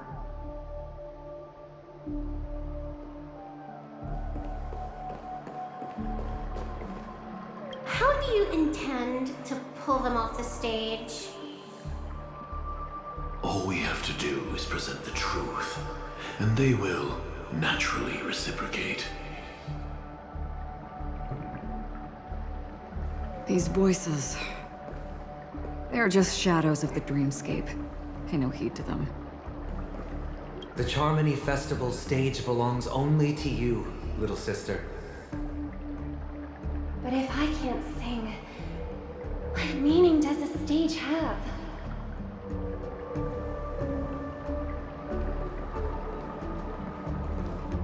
Ah, the charming audacity.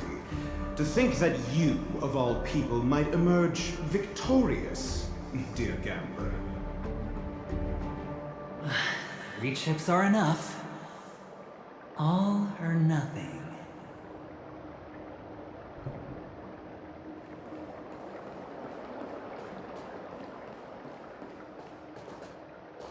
Memo Keeper, do you think you can just leave? I'm sorry. The dance partner of my choice, I've already chosen.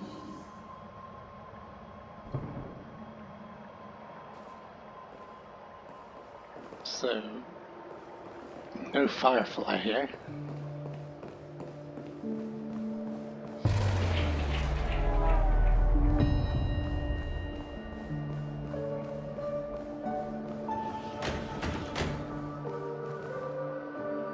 We're here.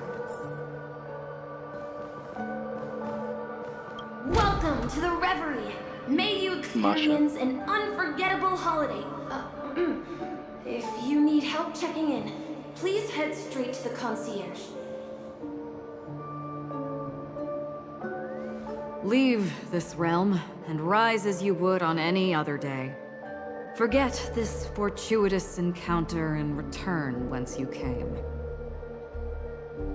But before you do, I would make a request of you.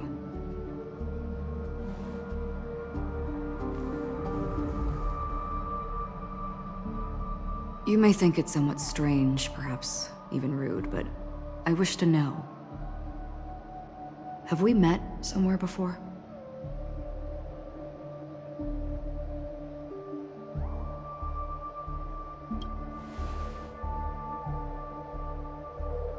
You evoke memories of an old friend. In the haze of my recollections, she stood shoulder to shoulder with me. Much like this surreal dreamscape where we stood close, yet forever out of reach. May I ask you a few more questions? I tend to forget things, which is why, rather than memories, I'm accustomed to using my emotions to capture what I normally wouldn't otherwise. The answer is inconsequential. Your spontaneous reaction is what matters.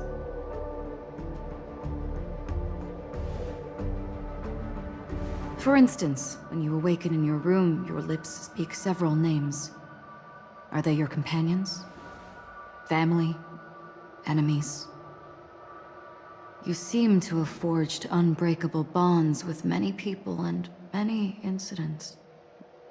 Might I ask if you fear losing these bonds?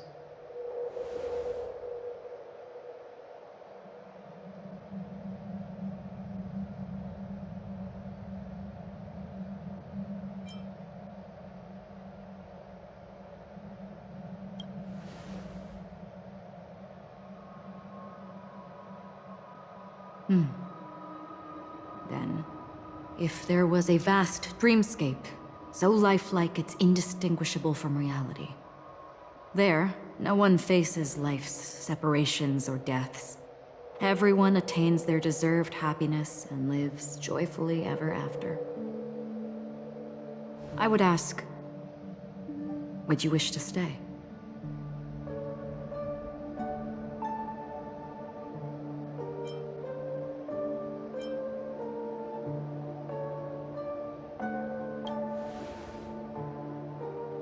Now, imagine if this splendid dream were fated to fall apart.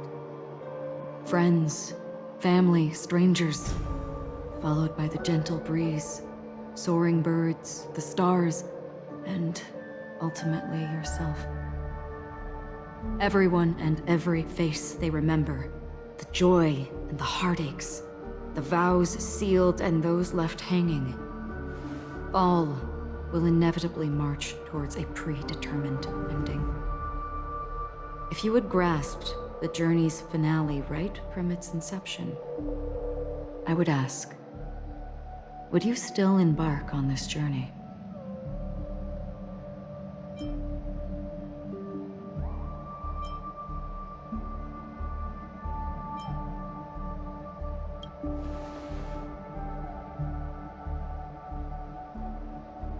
I know this is hard. You don't have to be hard-pressed to make a decision. As I have said, the answer is inconsequential. Hearing, touch, thought. Through these you gain emotions. Cherish them. With emotions, we make choices. And so we return to the original question. I would ask, do you still remember me?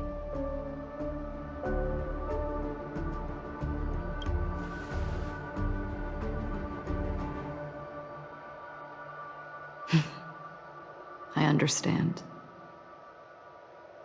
How interesting. For a split second, it felt like countless versions of you, alike yet distinct, gave entirely different responses. That was my final question. Thank you. We all have our paths to walk, so we shall bid our farewells.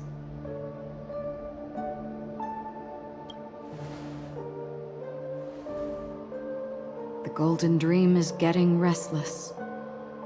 In the coming nights of Long, I'm afraid you will face many tribulations and witness many tragedies.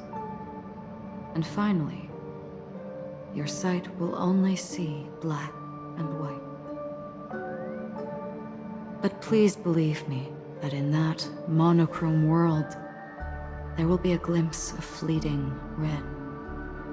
And when you make a choice, it will reappear before you once more. What you must do now is ponder its significance.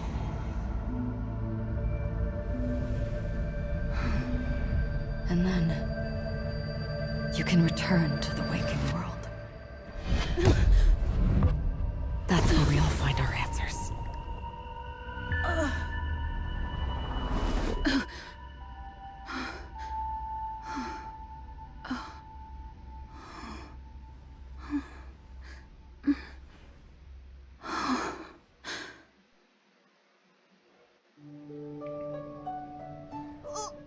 What's wrong? Why are you crying all of a sudden?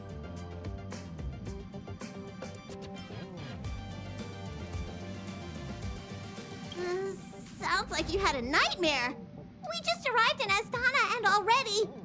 you should be careful. It seems your tolerance to Memoria isn't the strongest. Don't fret. Dreams are often the reverse of reality. While you were sleeping, the Express arrived at Penacony. Can you imagine? Yesterday's grim frontier prison is today's lavish hotel. I wish I could wander Penacony streets today, but I'm pretty train-tied at the moment. You'll have to be my eyes and ears while we're here. Gear up and make sure you've got everything.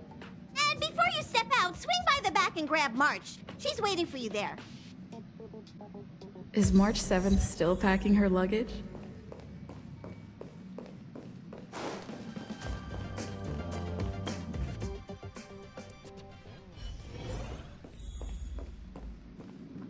Oh, what?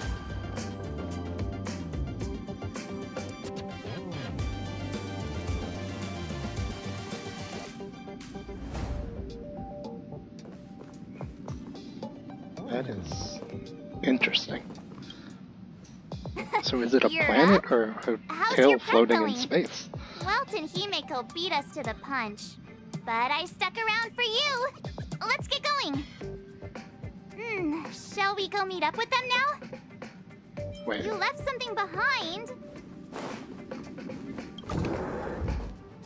Okay, Dongan's not here. Shall we go? Penacony, the planet of festivities. The universe's biggest and fanciest amusement park awaits.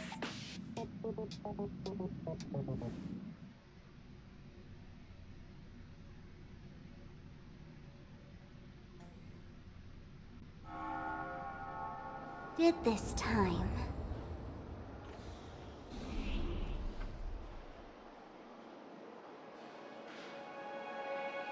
Oh, we're here at last! Oh, the family sure doesn't play around with their entry protocols. Our bags probably know what it feels like to be a celebrity now with all that attention. I wouldn't have put it past them to try and nab that Stellaron from inside you.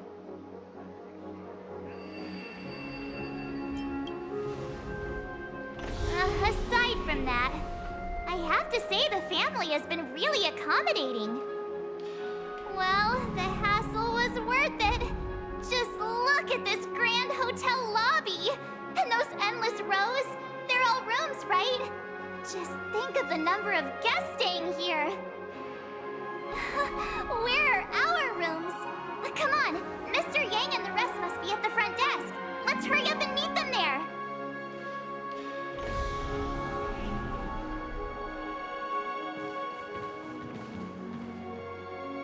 Welcome to the Reverie. May you experience an unforgettable holiday.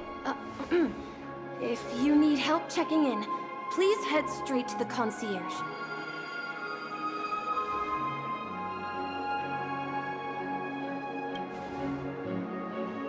I'm Misha, a bellboy working here on Penacony.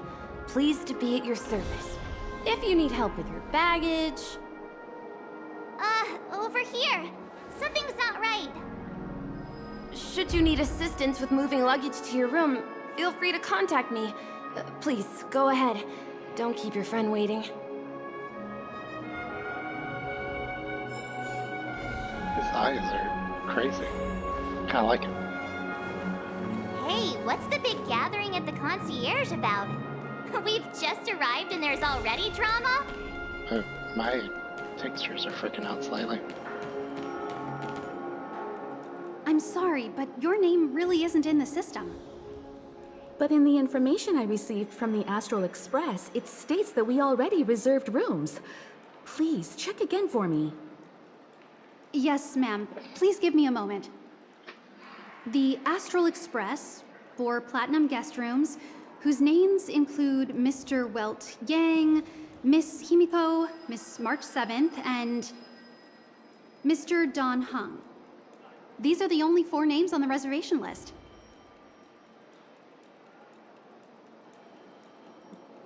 Yes. Your name isn't on the hotel's reservation list. I understand. No wonder our friend's name here is missing.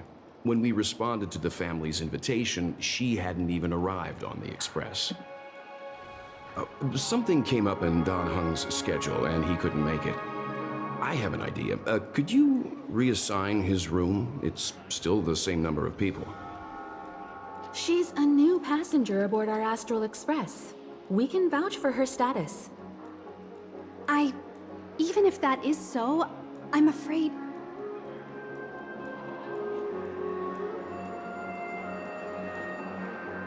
No, I'm not doubting your status. It's just... Well, it's just that right now, we're on the eve of the Charmony Festival. Penacony's most important moment of every era. And with the family's invite, all guests from all over the cosmos have thronged this place. Hotel security is on high alert with 0 room for error. And with such a last-minute change, it really isn't something that this young lady's words can resolve on a whim. My esteemed guests from the Astral Express, please do not make it harder for her. We're sorry for all the trouble our check-in seems to have caused. Might I ask for your name? I am the humble aventurine of the IPC's Strategic Investment Department, a non-performing asset liquidation specialist and subordinate to Supervisor Diamond. I was cordially invited by the watchmaker. I also happen to be a traveler that's had to stand behind you for quite a while. Leave it to me. I've heard that the IPC has also received Penacony's invitation, so forgive me if I'm mistaken, but you must be the representative. The IPC's elite certainly does have an extraordinary air about them. I suppose such an exceptional figure such as yourself wouldn't mind paving a convenience for us? I must be hearing things. Paving a convenience? Shouldn't I be saying this to you instead? I've been waiting here for more than 10 minutes. Do you know how many credits 10 minutes is worth to me? It must be an inordinate number, which is why now, Mr. Aventurine, I have an investment that you absolutely cannot miss out on. The IPC's influence runs deep and wide, and their word wields the utmost authority. We hope to borrow your status to vouch for her. As such, you won't just be sparing much of your invaluable time, but also forging new friendships. Well, this is interesting. And how will my new friends benefit me? Now this is a topic very much worth getting into. Just as we are guests of the Watchmaker, why don't we make ourselves comfortable in Penacony before getting to know each other more elaborately? Sounds good. But, Miss Navigator, I must point out that if I do something about it now, The time saved is from my own effort, not a favor from you all. But what you said in the second half, I loved it. Friends, yes, nothing is more precious than friends. Especially a righteous trailblazer like a Nameless. Going forward on this Penacony trip, I'll be counting on all my trailblazer friends here. Looking forward to a delightful time with you all. I'm glad you've put it this way. So about the vouching... There you go, miss. Please allow her to check in on my account. I have an appointment with the family's Mr. Sunday. I will ask him to handle this matter later. Don't worry, I won't cause you any trouble. But... Ali, just a moment. The family cannot allow guests to enter a dream while bearing burdens. Oh, speak of the devil, look who's here. It's Sunday, the most handsome man in Penacony. Along with a singer renowned across the universe, Robin. He said you were the most dashing person in Penacony. How interesting.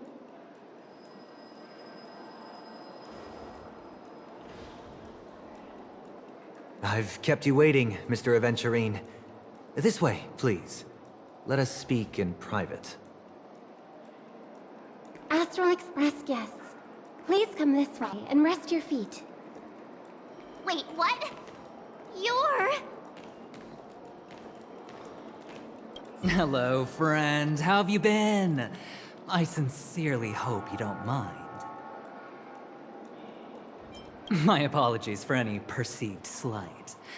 To show my sincerity, I offer you 10,000 credits as a gesture of goodwill.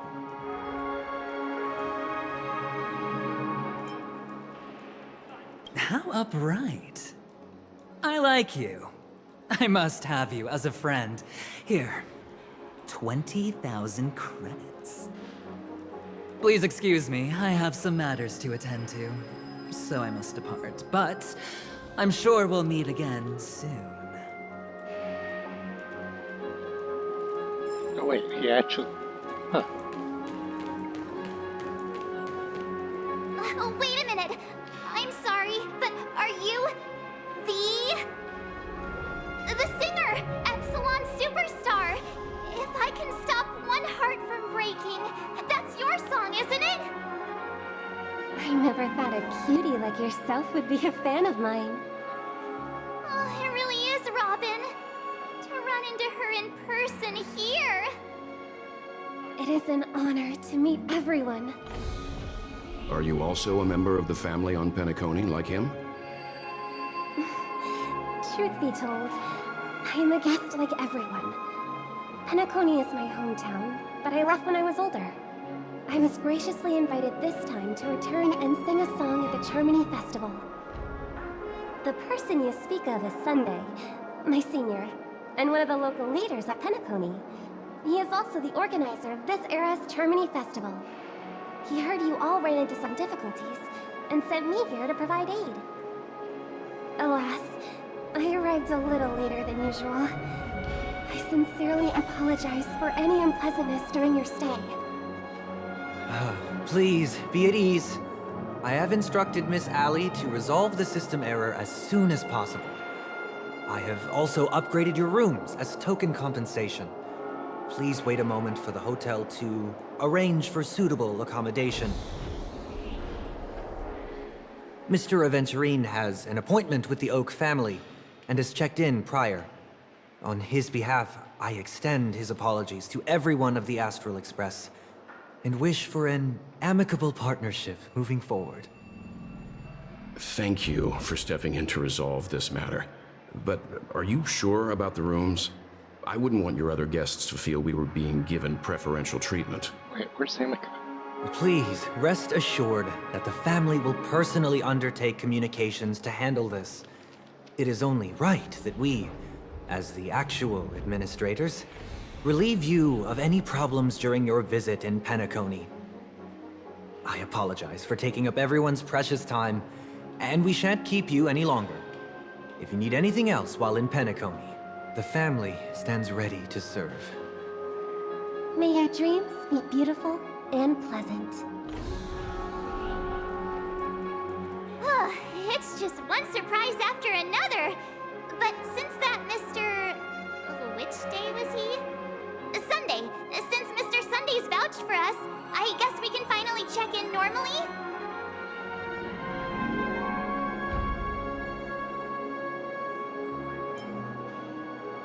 How does the saying go? Trouble comes in pairs? There's also the saying, from misfortune comes bliss. Okay, there's no queue in the lobby now. Let's go find Miss Allie.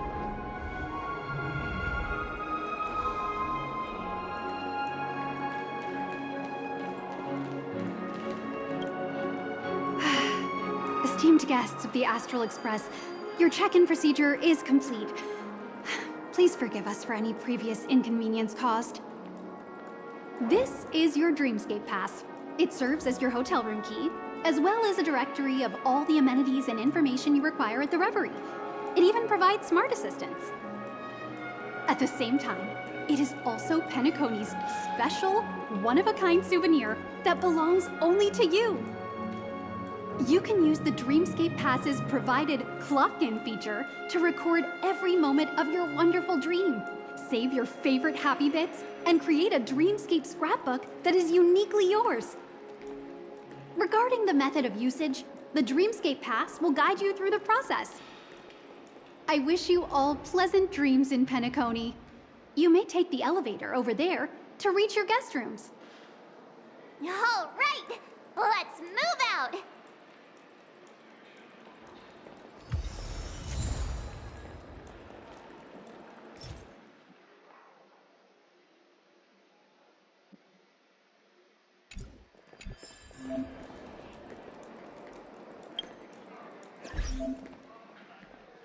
What? So it's a new feature then.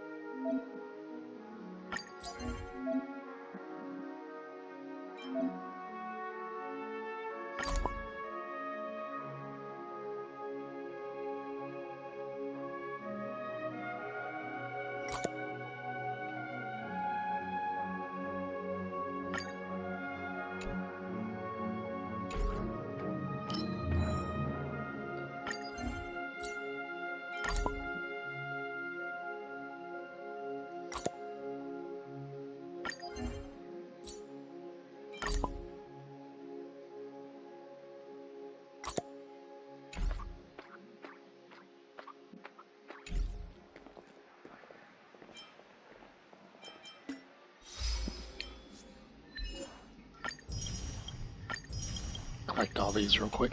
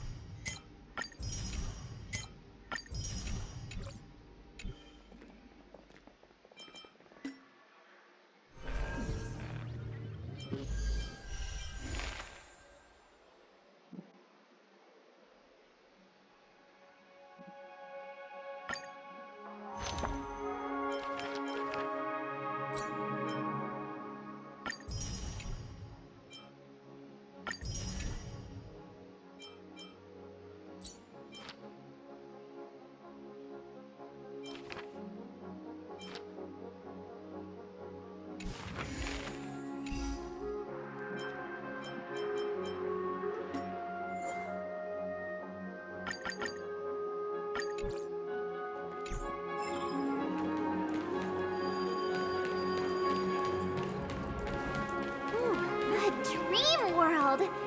I heard that Penacony transformed the dreamscape into a majestic metropolis. What exactly would that look like? Oh, I can't wait! Fancy dream so that's what- sightseeing shopping tour. That's what the chests look like here. Sleep at this rate.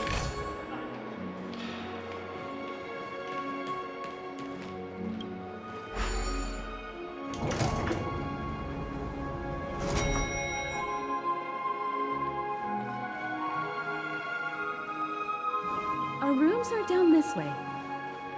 This is a long hallway. Is it just me, or is this hotel too big for its own good? I see some chests I missed on there, but oh well.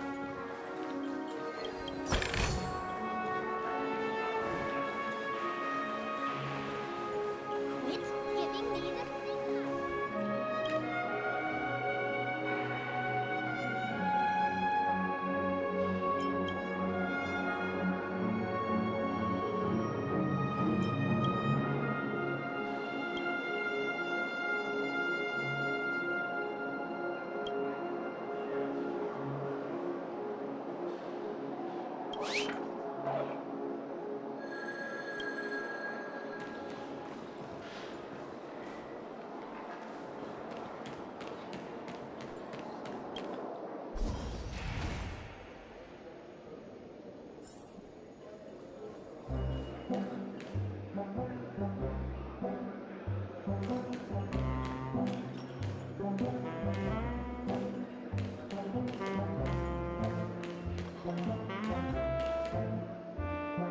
We're finally here. Let's all head to our rooms first and put down our bags. Welt, how about a drink first? Penacony's Soul Glad is very famous. Go on. We may be thinking of the same thing. Do you remember the invite that the Express received? The family's esteemed guests are cordially invited to Penacony to participate in our grand celebration. That's why we're here in the first place. You recall correctly, but there was more to this invite. Witness the impossible in the realm of dreams. Find the legacy of the Watchmaker, father of Penacony, and thus the answer to the question, why does life slumber? I don't remember that part of the invite. You mean there was a hidden message? This is the part that intrigues me. The invite sent by the family was nothing more than a music box that, when wound, would play an accompanying tune. But the box that was sent to us was slightly unusual. The music it played had off-key notes in the background. I recorded these dissonant notes, and they were a perfect match with the gravity wave frequency when the Express made its warp jump. Also, the Express engine's spatial curvature was its encryption key. A distress call method regularly used by the Nameless.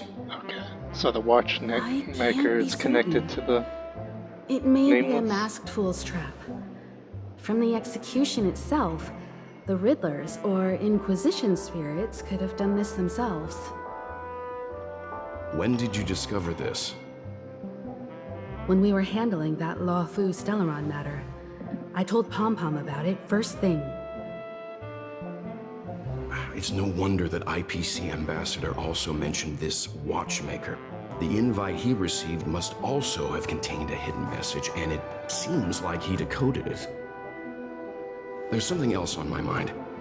When the invite was brought up, that family leader mentioned being one of the actual administrators of Penacony, and that it was their duty to relieve us of any problems. In hindsight, there was more to that statement. He also had Miss Robin with him. Yeah, I thought her I'm no voice sounded singer, weird. but her voice sounded a little strange. Would a singer really take to the stage if their voice wasn't in top shape? Are you saying you suspect that the family did not send the invite and is hiding something from us? It's possible.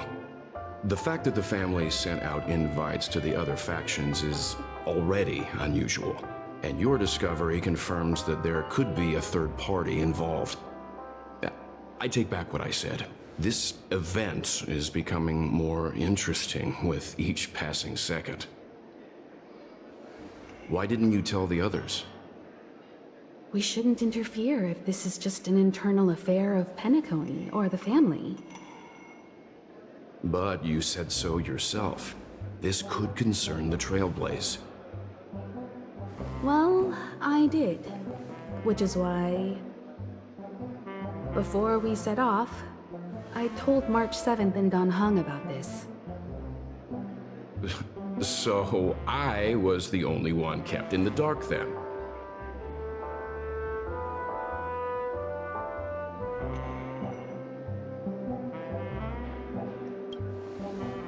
That's because you were zonked out the whole ride.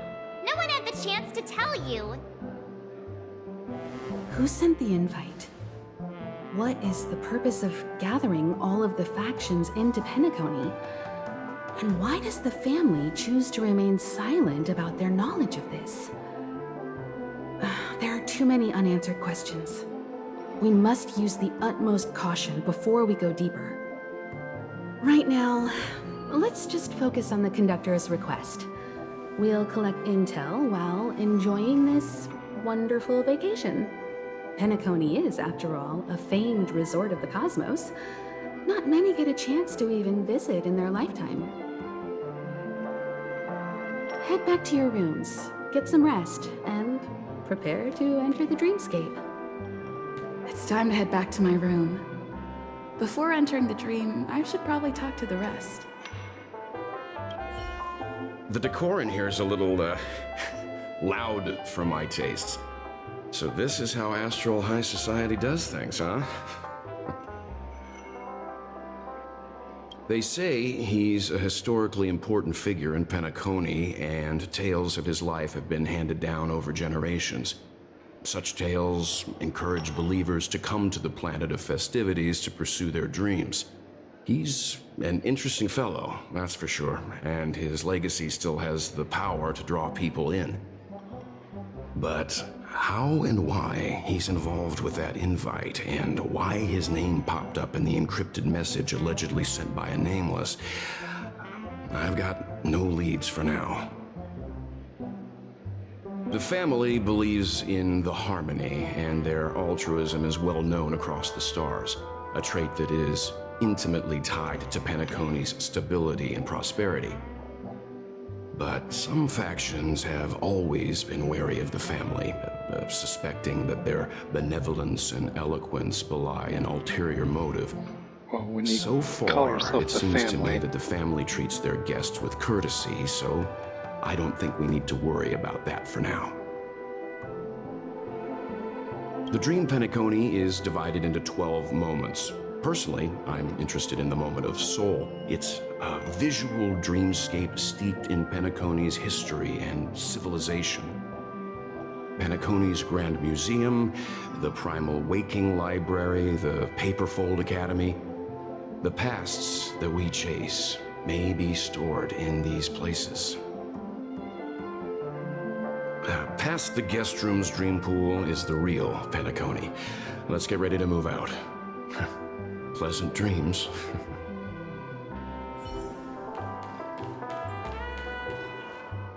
What's wrong? Not turning in? Can't find your room? Or do you have something on your mind? One can't discuss the planet of festivities without mentioning the Watchmaker. Penacony's household name and figure. Fortune, fame, status. He built everyone's futures with his bare hands and became the symbol of dreams. But the veracity of these stories remains untraceable. Many have their own opinions on the Watchmaker's origin and past, and there are even some who suspect he's a conceptual construct of the family. I'm guessing For now, he's the foundation I of do the not think dreams, this invite most is linked likely. to the Watchmaker. His legacy... it sounds more like a marketing hook to drum up more traffic, if nothing else. An IPC ambassador who knows more than he lets on. A silver-tongued businessman. A flamboyant and debonair aristocrat. He could be all of them. My instincts tell me he's much more than meets the eye. Before the dust settles, we should maintain amicable relations with all camps, while keeping our guards up. The Dream Penacony is divided into 12 individual dreamscapes. I've heard that the destinations vary for different people when they first enter the dream. As for me, I look forward to the moment of scorched sand. Its wild winds, taverns, and festive choices have more of a nameless trailblaze vibe. The moment of morning dew is also a decent choice. I can use that chance to visit the family. You must be exhausted from everything that's happened so far. Even if you're trailblazing, you mustn't forget to relax. Good night, and sweet dreams. Where's March 7? Has she returned to her room already? Yeah, I was about to ask the same thing. Why isn't there a sugar?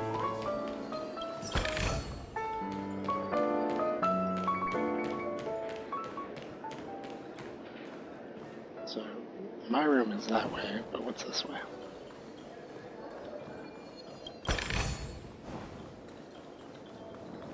I'm sure I put it in my pocket.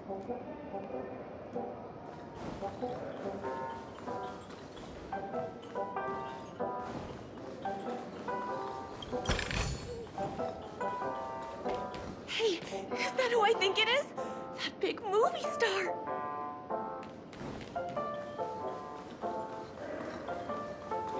I'm sure I put it in my pocket.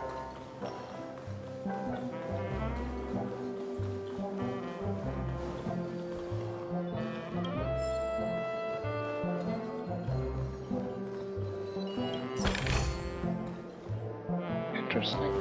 I thought I saw someone with a mechanical face earlier. Wow, what a big bathtub!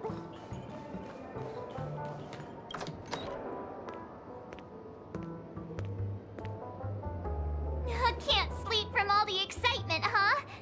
I can't wait to experience the dream world! The moment of dusk, obviously! How can you not visit the shopping paradise when you're at the resort of all resorts? I'm all ready to fill my bags to the brim. After doing my shopping, I'll get all dolled up in an evening gown to attend Miss Robin's show at Penacony Grand Theater. You know, it's weird. Welt noticed it too, about how Miss Robin's voice sounded somewhat weary. I can't quite put my finger on it. But it was different than usual? Could she be tired out from her cosmic concert tour? Insisting on performing under such circumstances. Miss Robin is a superstar among celebrities! was thinking of some good old relaxation. But nope. This event is a wild ride. The various factions deciphering the riddle, a power struggle of past legacies. It feels like we're in a live-action detective saga. Just realized every time Who knows? Maybe my we'll even character witness has classic visions, that scenarios means like they get family feuds, tragic losses, they run into worlds another torn apart, still around that espionage situations, situation. rivers running red with blood, stuff like that. This is simply too thrilling. So is this where we get our next power, then?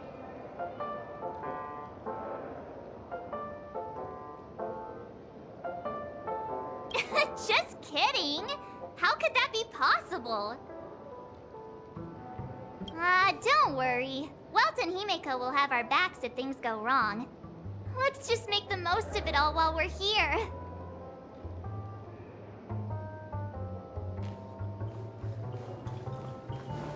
Odd.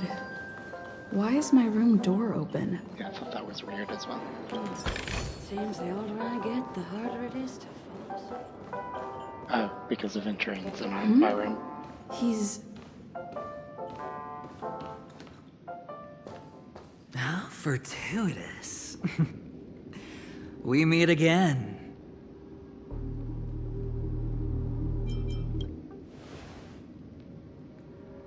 That's right, pal.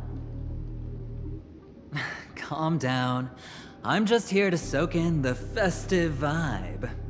This may be your room now, but half a system hour ago, it was still mine. A lucky block number, a lucky floor, a lucky room number.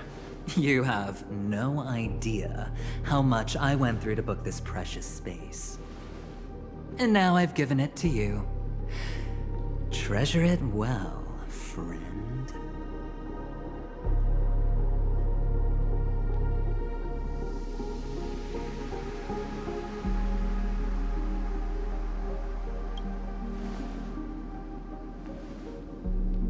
Of course. What, you thought the family acted simply out of their own goodwill? Penacony's a true blue land of dreams. How many across the stars would spend half their lives just to acquire an admission ticket into the reverie? Think about the type of people who can even afford to stay here. If it wasn't for my brilliant plan, you think the family would offend those bigwigs just to sate the paltry whims of an unsought guest such as yourself? So sit down and let's have a chat. With everything said and done, I think I deserve at least this much, right?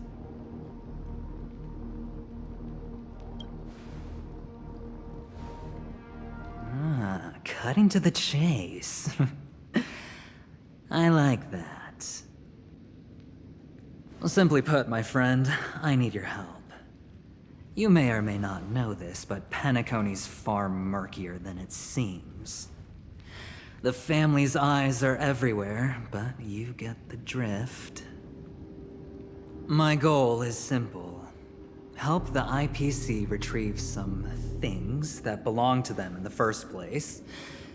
If you agree, when this is done, you will stand to reap great rewards, as well as the preservation's protection.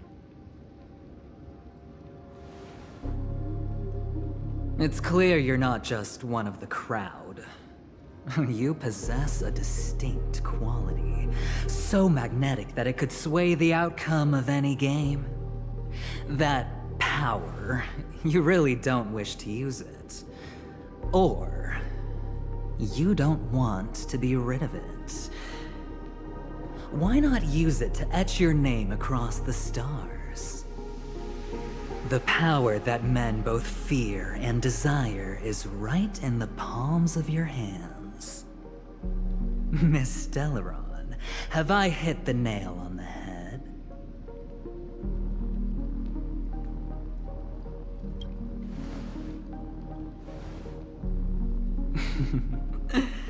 I know now. You don't have to answer me now. Sit on it for a while. When the time is right, I will look for you again. Of course, you can confer with your colleagues as well, or go as far as to use me in turn. I welcome that notion, because it will also show me your true value. I don't do deals where I'm on the losing end, so I hope that friends don't let me down.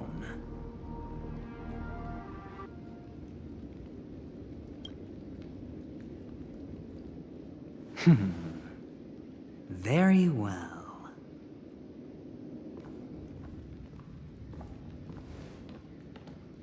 Oh yes, before I go, let's play another game. A simple game to get to know each other better.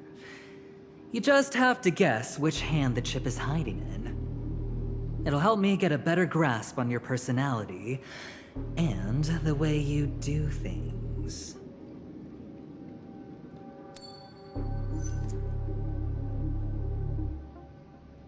Left or right? Get ready. I'm about to reveal the answer. No? I didn't get your answer. Oh, but that's fine, because... Friend, the game has already begun.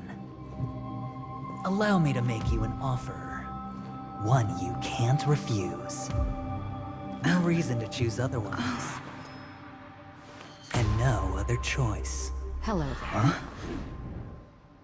What are you doing in my room? Your room? Well played, friend.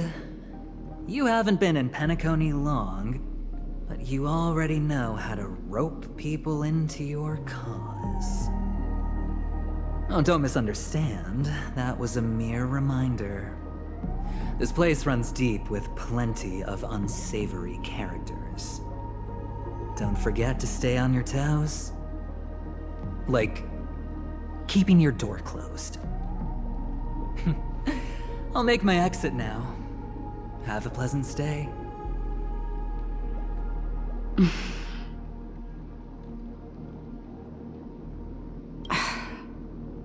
Why haven't you left? This is my room. Have I come to the wrong room? This can't be. Before I said anything, I even made sure that I had the right room number. Do I have the wrong wing or even the wrong block? I'm sorry, this hotel is huge and the hallways all look the same. It's easy to get lost in here. Anyway, as long as you're all right. I should return to my room too. But before I go, can I ask you a question? You may think it somewhat strange, perhaps even rude. But I wish to know, have we met somewhere before?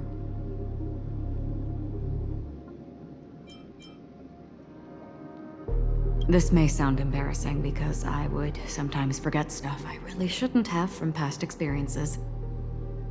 It's just a habit of mine. Don't mind me. This is your name, isn't it? Pleased to meet you. You forget. That man mentioned it before he left. My memory's not very good, but it's not so bad that I can't remember details from just minutes ago. Galaxy Ranger Acheron. This is what they call me. You can call me whatever you want. I doubt we'll meet again. Lastly, a gentle reminder. There are people who possess unwavering resolution and faith, even unto death, and they do not wield such conviction for good. And on that man's face, I see such a similar expression. One who wears a blade must use it to cut, eventually. And when a gambler has nothing to lose on the table, he will surely go for broke and bet it all on a final hand. That is all I can say. I thought you should know all this before making a choice. Goodbye. Acheron left. Strange. I can't shake off this odd feeling I have. Forget it. It's taken a while, but at least I can finally enter the dream. Hmm?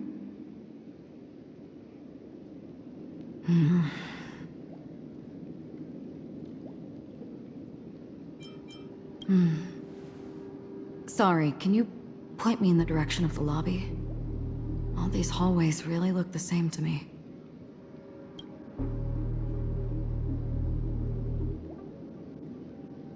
Seems like it's over. Time to work the dream pool according to the Dreamscape Pass's instructions.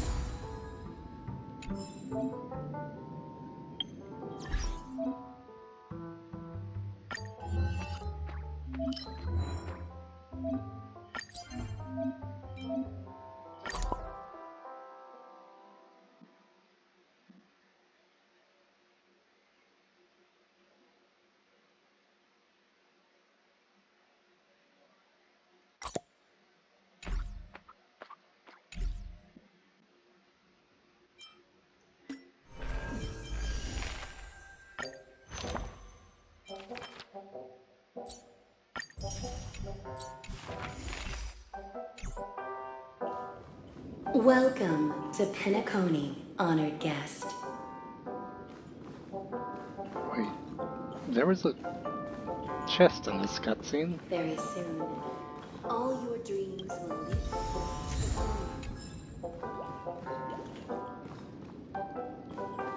Guessing the chest is in the dream world and they accidentally changed it for the cutscene.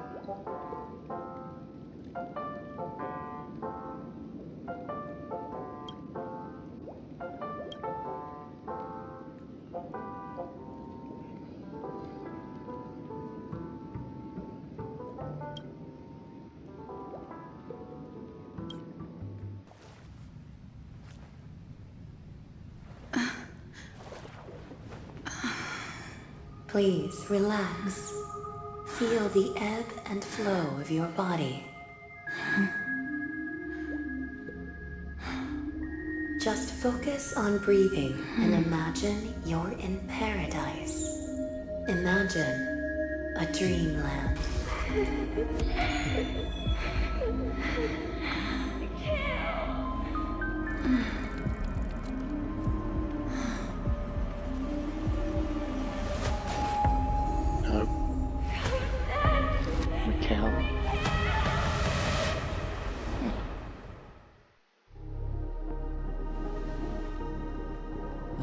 What is it, Ratio? Why the long face? Hey, I just realized, where's that handsome bust of yours? You're late. By 4 minutes and 16 seconds. You better have solved the mystery of Akavili's fall. Otherwise, I suggest not tangling with the Nameless.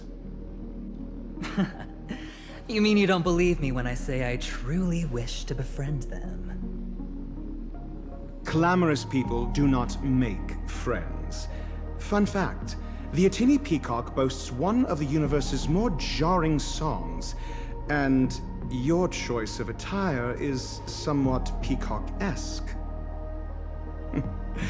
It seems this peacock is short of a feather or two. The family's been rummaging through your things, haven't they? Yeah, by that gray-suited fellow. All the cash gifts and the box containing the cornerstones. Huh? Where are you going? Back home. To tell the corporation that some idiot ruined everything. It's nothing more than a few rocks. Why so serious? Who cares if they're gone?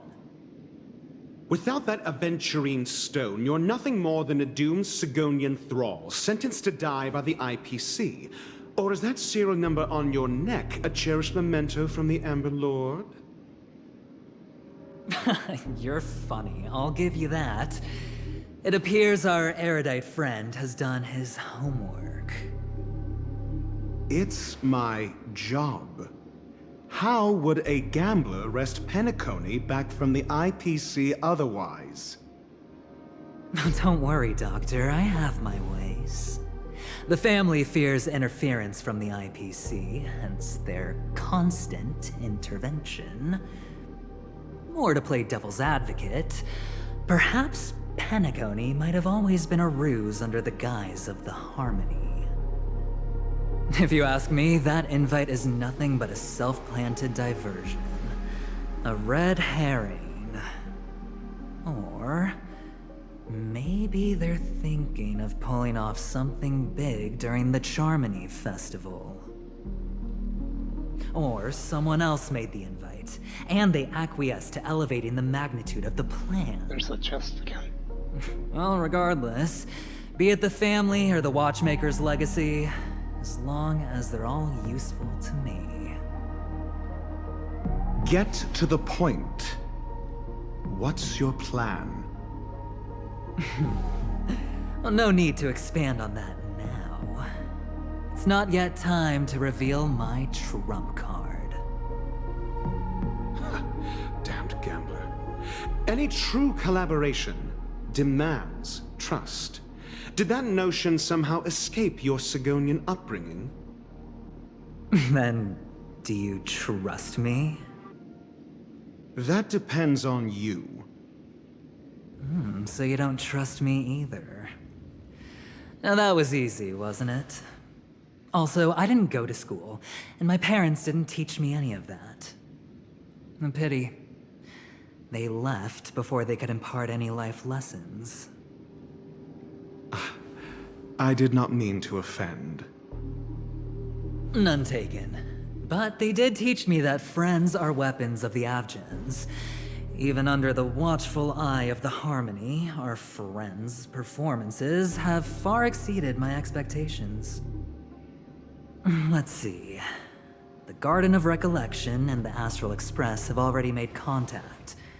The Annihilation Gang, I can't really count on them. The Knights of Beauty haven't given their answer, and as for the bunch at the tavern... Speaking of which, I ran into a woman just now who introduced herself as a Galaxy Ranger. The whole conversation felt off. Help me look into her... Huh? Oh, you don't really disdain me that much, do you?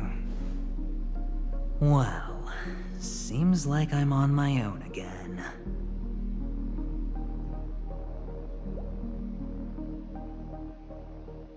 So this is the dreamscape? The atmosphere here creeps me out, and what was that weird noise just now? The Dreamscape Hotel, under construction. Please, receive instructions from the Hope Service, aft, and enter through the designated... So I'm somewhere I'm not supposed to be. Note?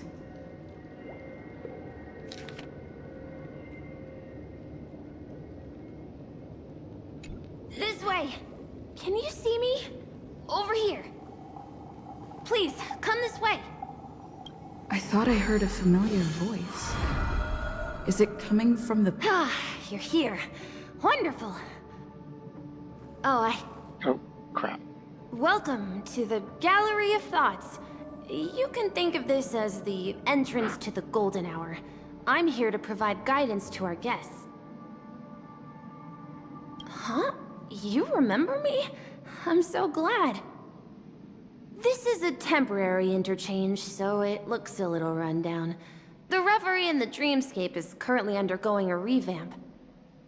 I apologize for any unpleasantness in your stay, but if you enter the Golden Hour, I'm sure all your troubles will dissipate in an instant. Oh, you're asking about the Reverie in the Dreamscape, right? I'm not sure exactly either. I'm sorry.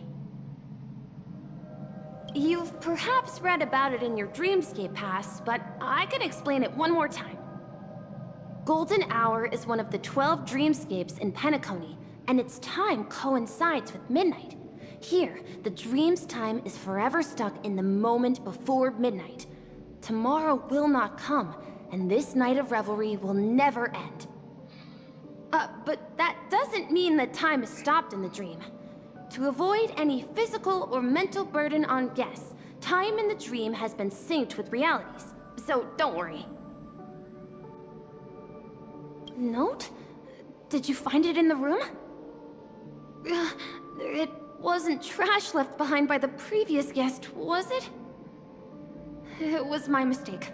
I failed to tidy up properly and caused an inconvenience for you. I'm truly sorry. You just go right through that door to reach Golden Hour. I wish you an unforgettable dream.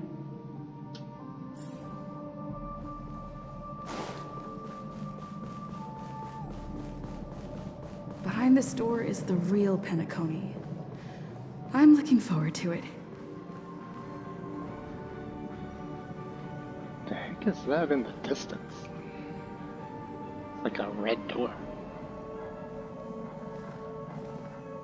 And it's only over there.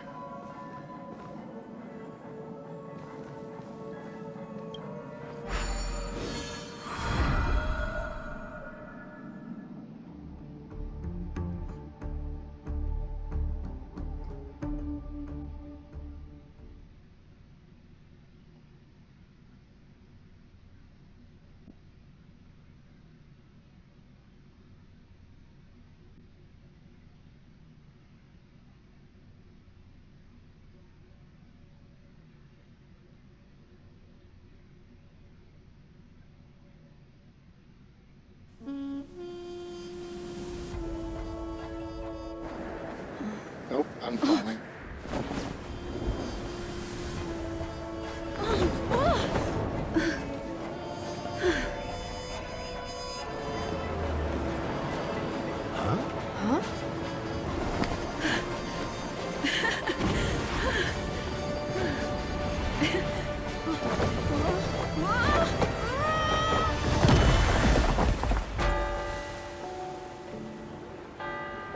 What's that? What happened? What?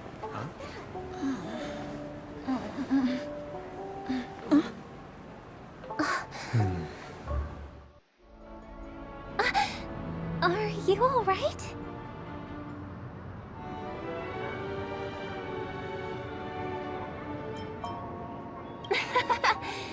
There's nothing to worry about. You've arrived at the dreamscape. Seems like our guest here hasn't gotten used to the transition. Fret not. Feeling a sense of weightlessness is normal for new visitors. Robin, please guide our friend in getting more comfortable with the new environment. Leave it to me.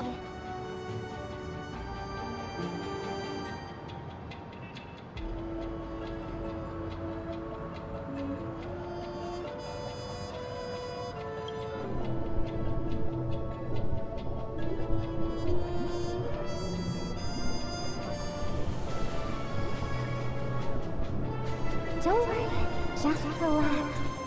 You'll be feeling like your normal self in no time. Inhale. Now exhale.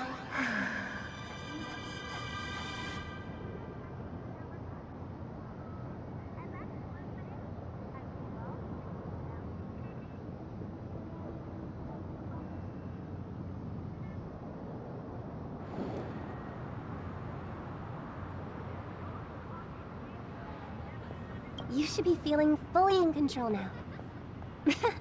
Welcome to Penacony.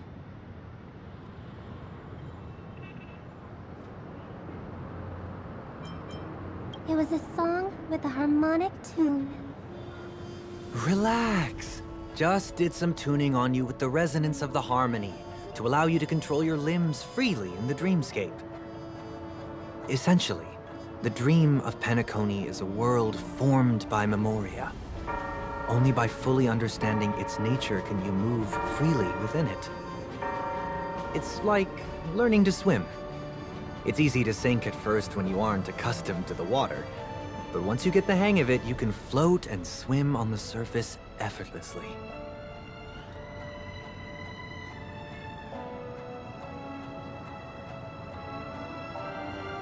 Thanks for the compliment. In fact, we don't really have an in-depth understanding of the Memoria. Unless you're one of the memo keepers of the Garden of Recollection, it can be difficult at first to manipulate the Memoria as you wish. But once you've been tuned by the harmony, you can use the same laws of physics from the real world to understand how the dream world works. Oh, oops. I've fallen into my professional habits again. I just can't seem to shake off this urge to be a know-it-all. Don't mind him. He's always like that. Please, enjoy the beautiful dreamscape the family has built for everyone. We shall take our leave. Have a blast!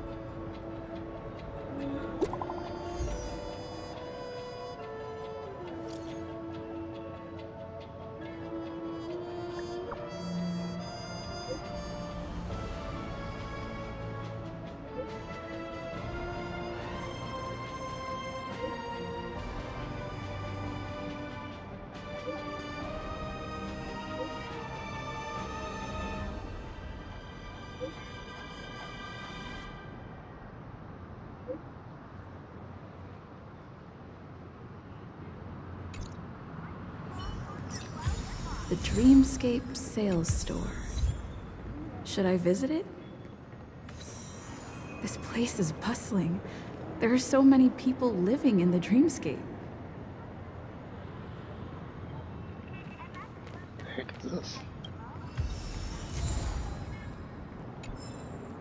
Okay.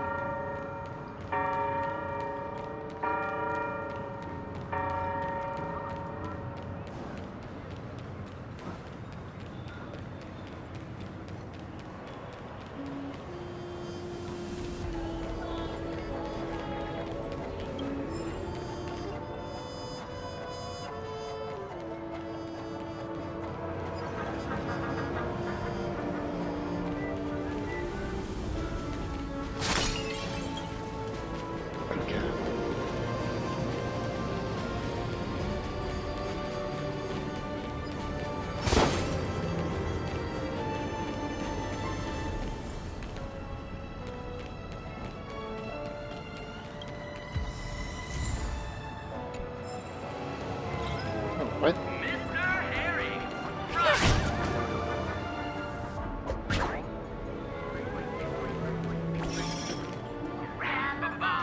Wait, did that billboard just move?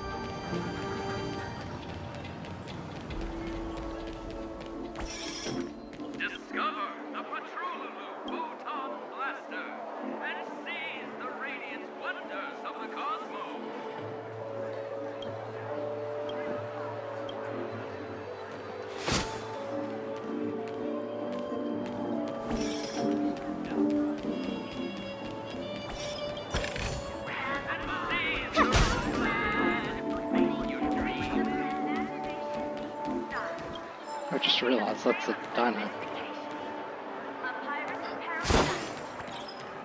Where imagination meets style, shaping the stream of sophistication. A pirate's apparel fashion.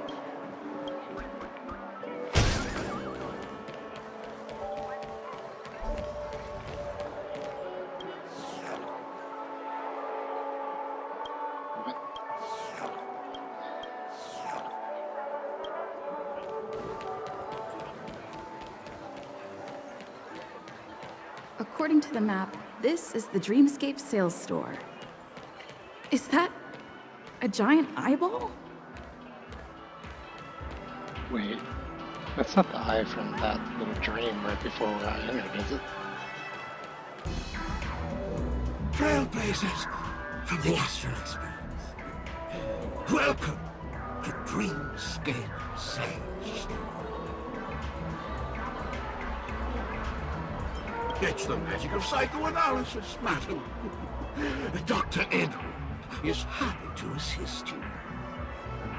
Here's where you'll get to experience all sorts of fascinating dreamscapes. From the top-notch productions of Clark Studios to private donations. We have it all! If I'm not mistaken, this is your first visit to Honkai, isn't it? Please be rest assured that Dr. Edward will provide the best service you can find in helping you purchase your first dreamscape and indulge in an exclusive and marvelous dreamland journey. And that's the end of my analysis. I'm sure you'll be a fan of this dream bubble. It's a contribution from an anonymous donor and is said to contain the memory of the fallen Eon Nakivili. I can assure you that this dream bubble is perfect for you.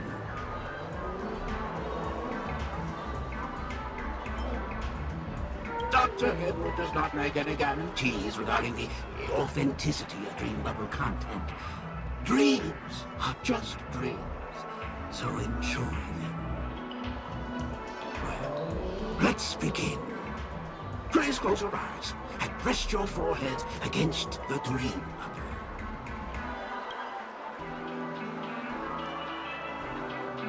Trailblazer from the Astral Express.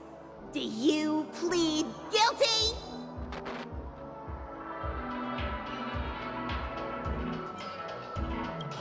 I won't make any explanatory or leading comments on the content of this dream bubble. In the dream bubble, you will be living through another person's past memories. You will experience what the original owner of the memory once experienced. If any details are missing from the dream bubble, your subconscious will make up for it by substituting the missing content with something similar. The sins you've committed are beyond pardon. But I respect every individual's right to carry out volunteer work. Give this place a thorough cleaning!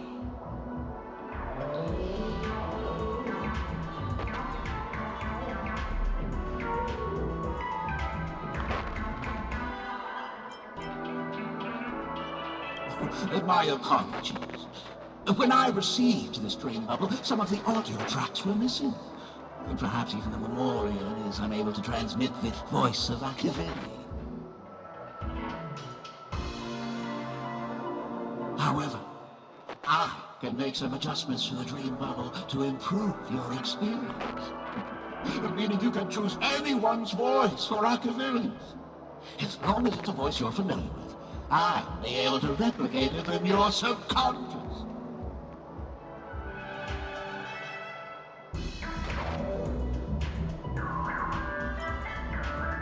The subconscious has vast potential, madam.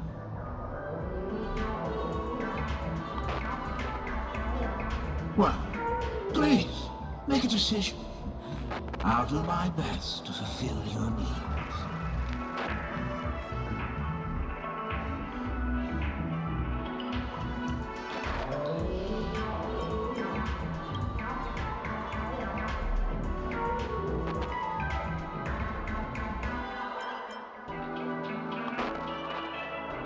Was an odd request.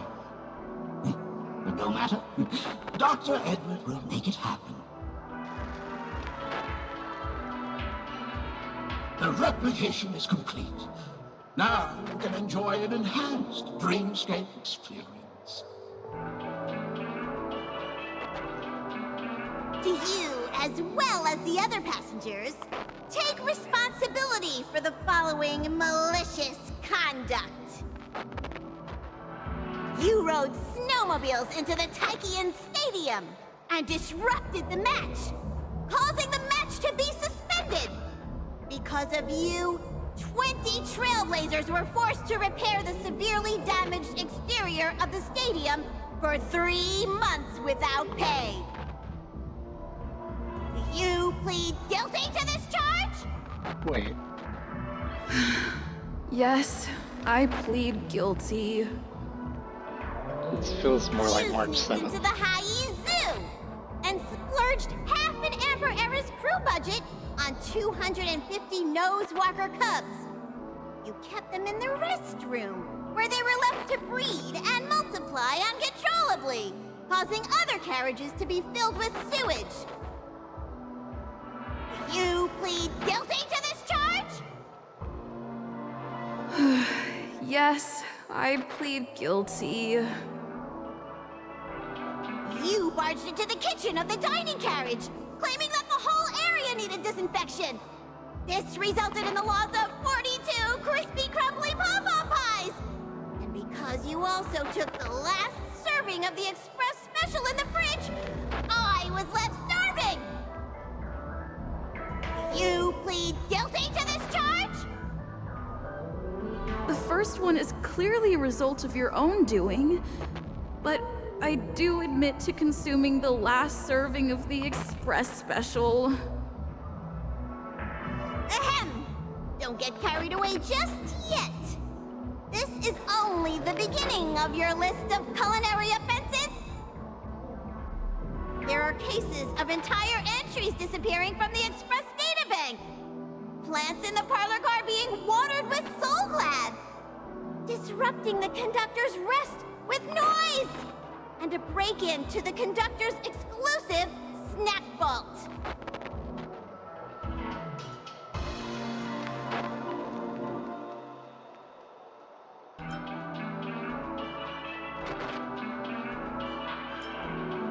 My apologies. By order of the Alfalfa family, delicious, thirst-quenching Soul Glad is the only brand of beverage permitted to appear in recorded dreamscapes. Advertisement. And that's not even half the list. There are a total of 46 cases of malicious conduct. Do you admit to being the culprit in every case? Sorry. I am indeed the worst nameless in the universe. No, you are not. Could there be anyone worse than me? Of course there is! Who? That guy who blew up the train into 2 pieces!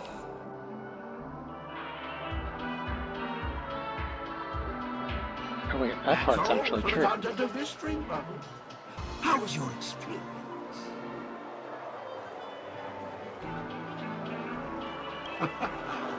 This dream bubble aligns with what you desire in your subconscious.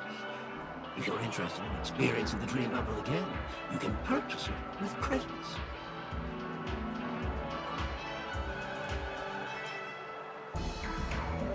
This dream bubble is indeed pricey. Still, please give it some consideration. Well, are you going to buy it?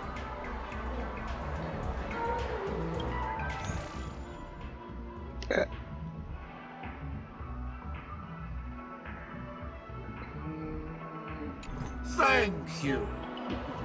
I'll buy that some other time. Oh, as this is your first time using the dream bubble, here's a sticker for you.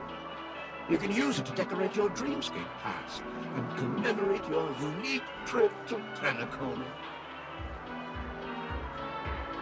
I was hoping I would find some clues about the nameless up here. Well, can't expect it to be that easy. Oh, that's just a sticker. Never mind. She went that way. Get her! What's going on? What's all the commotion about? Okay, let's...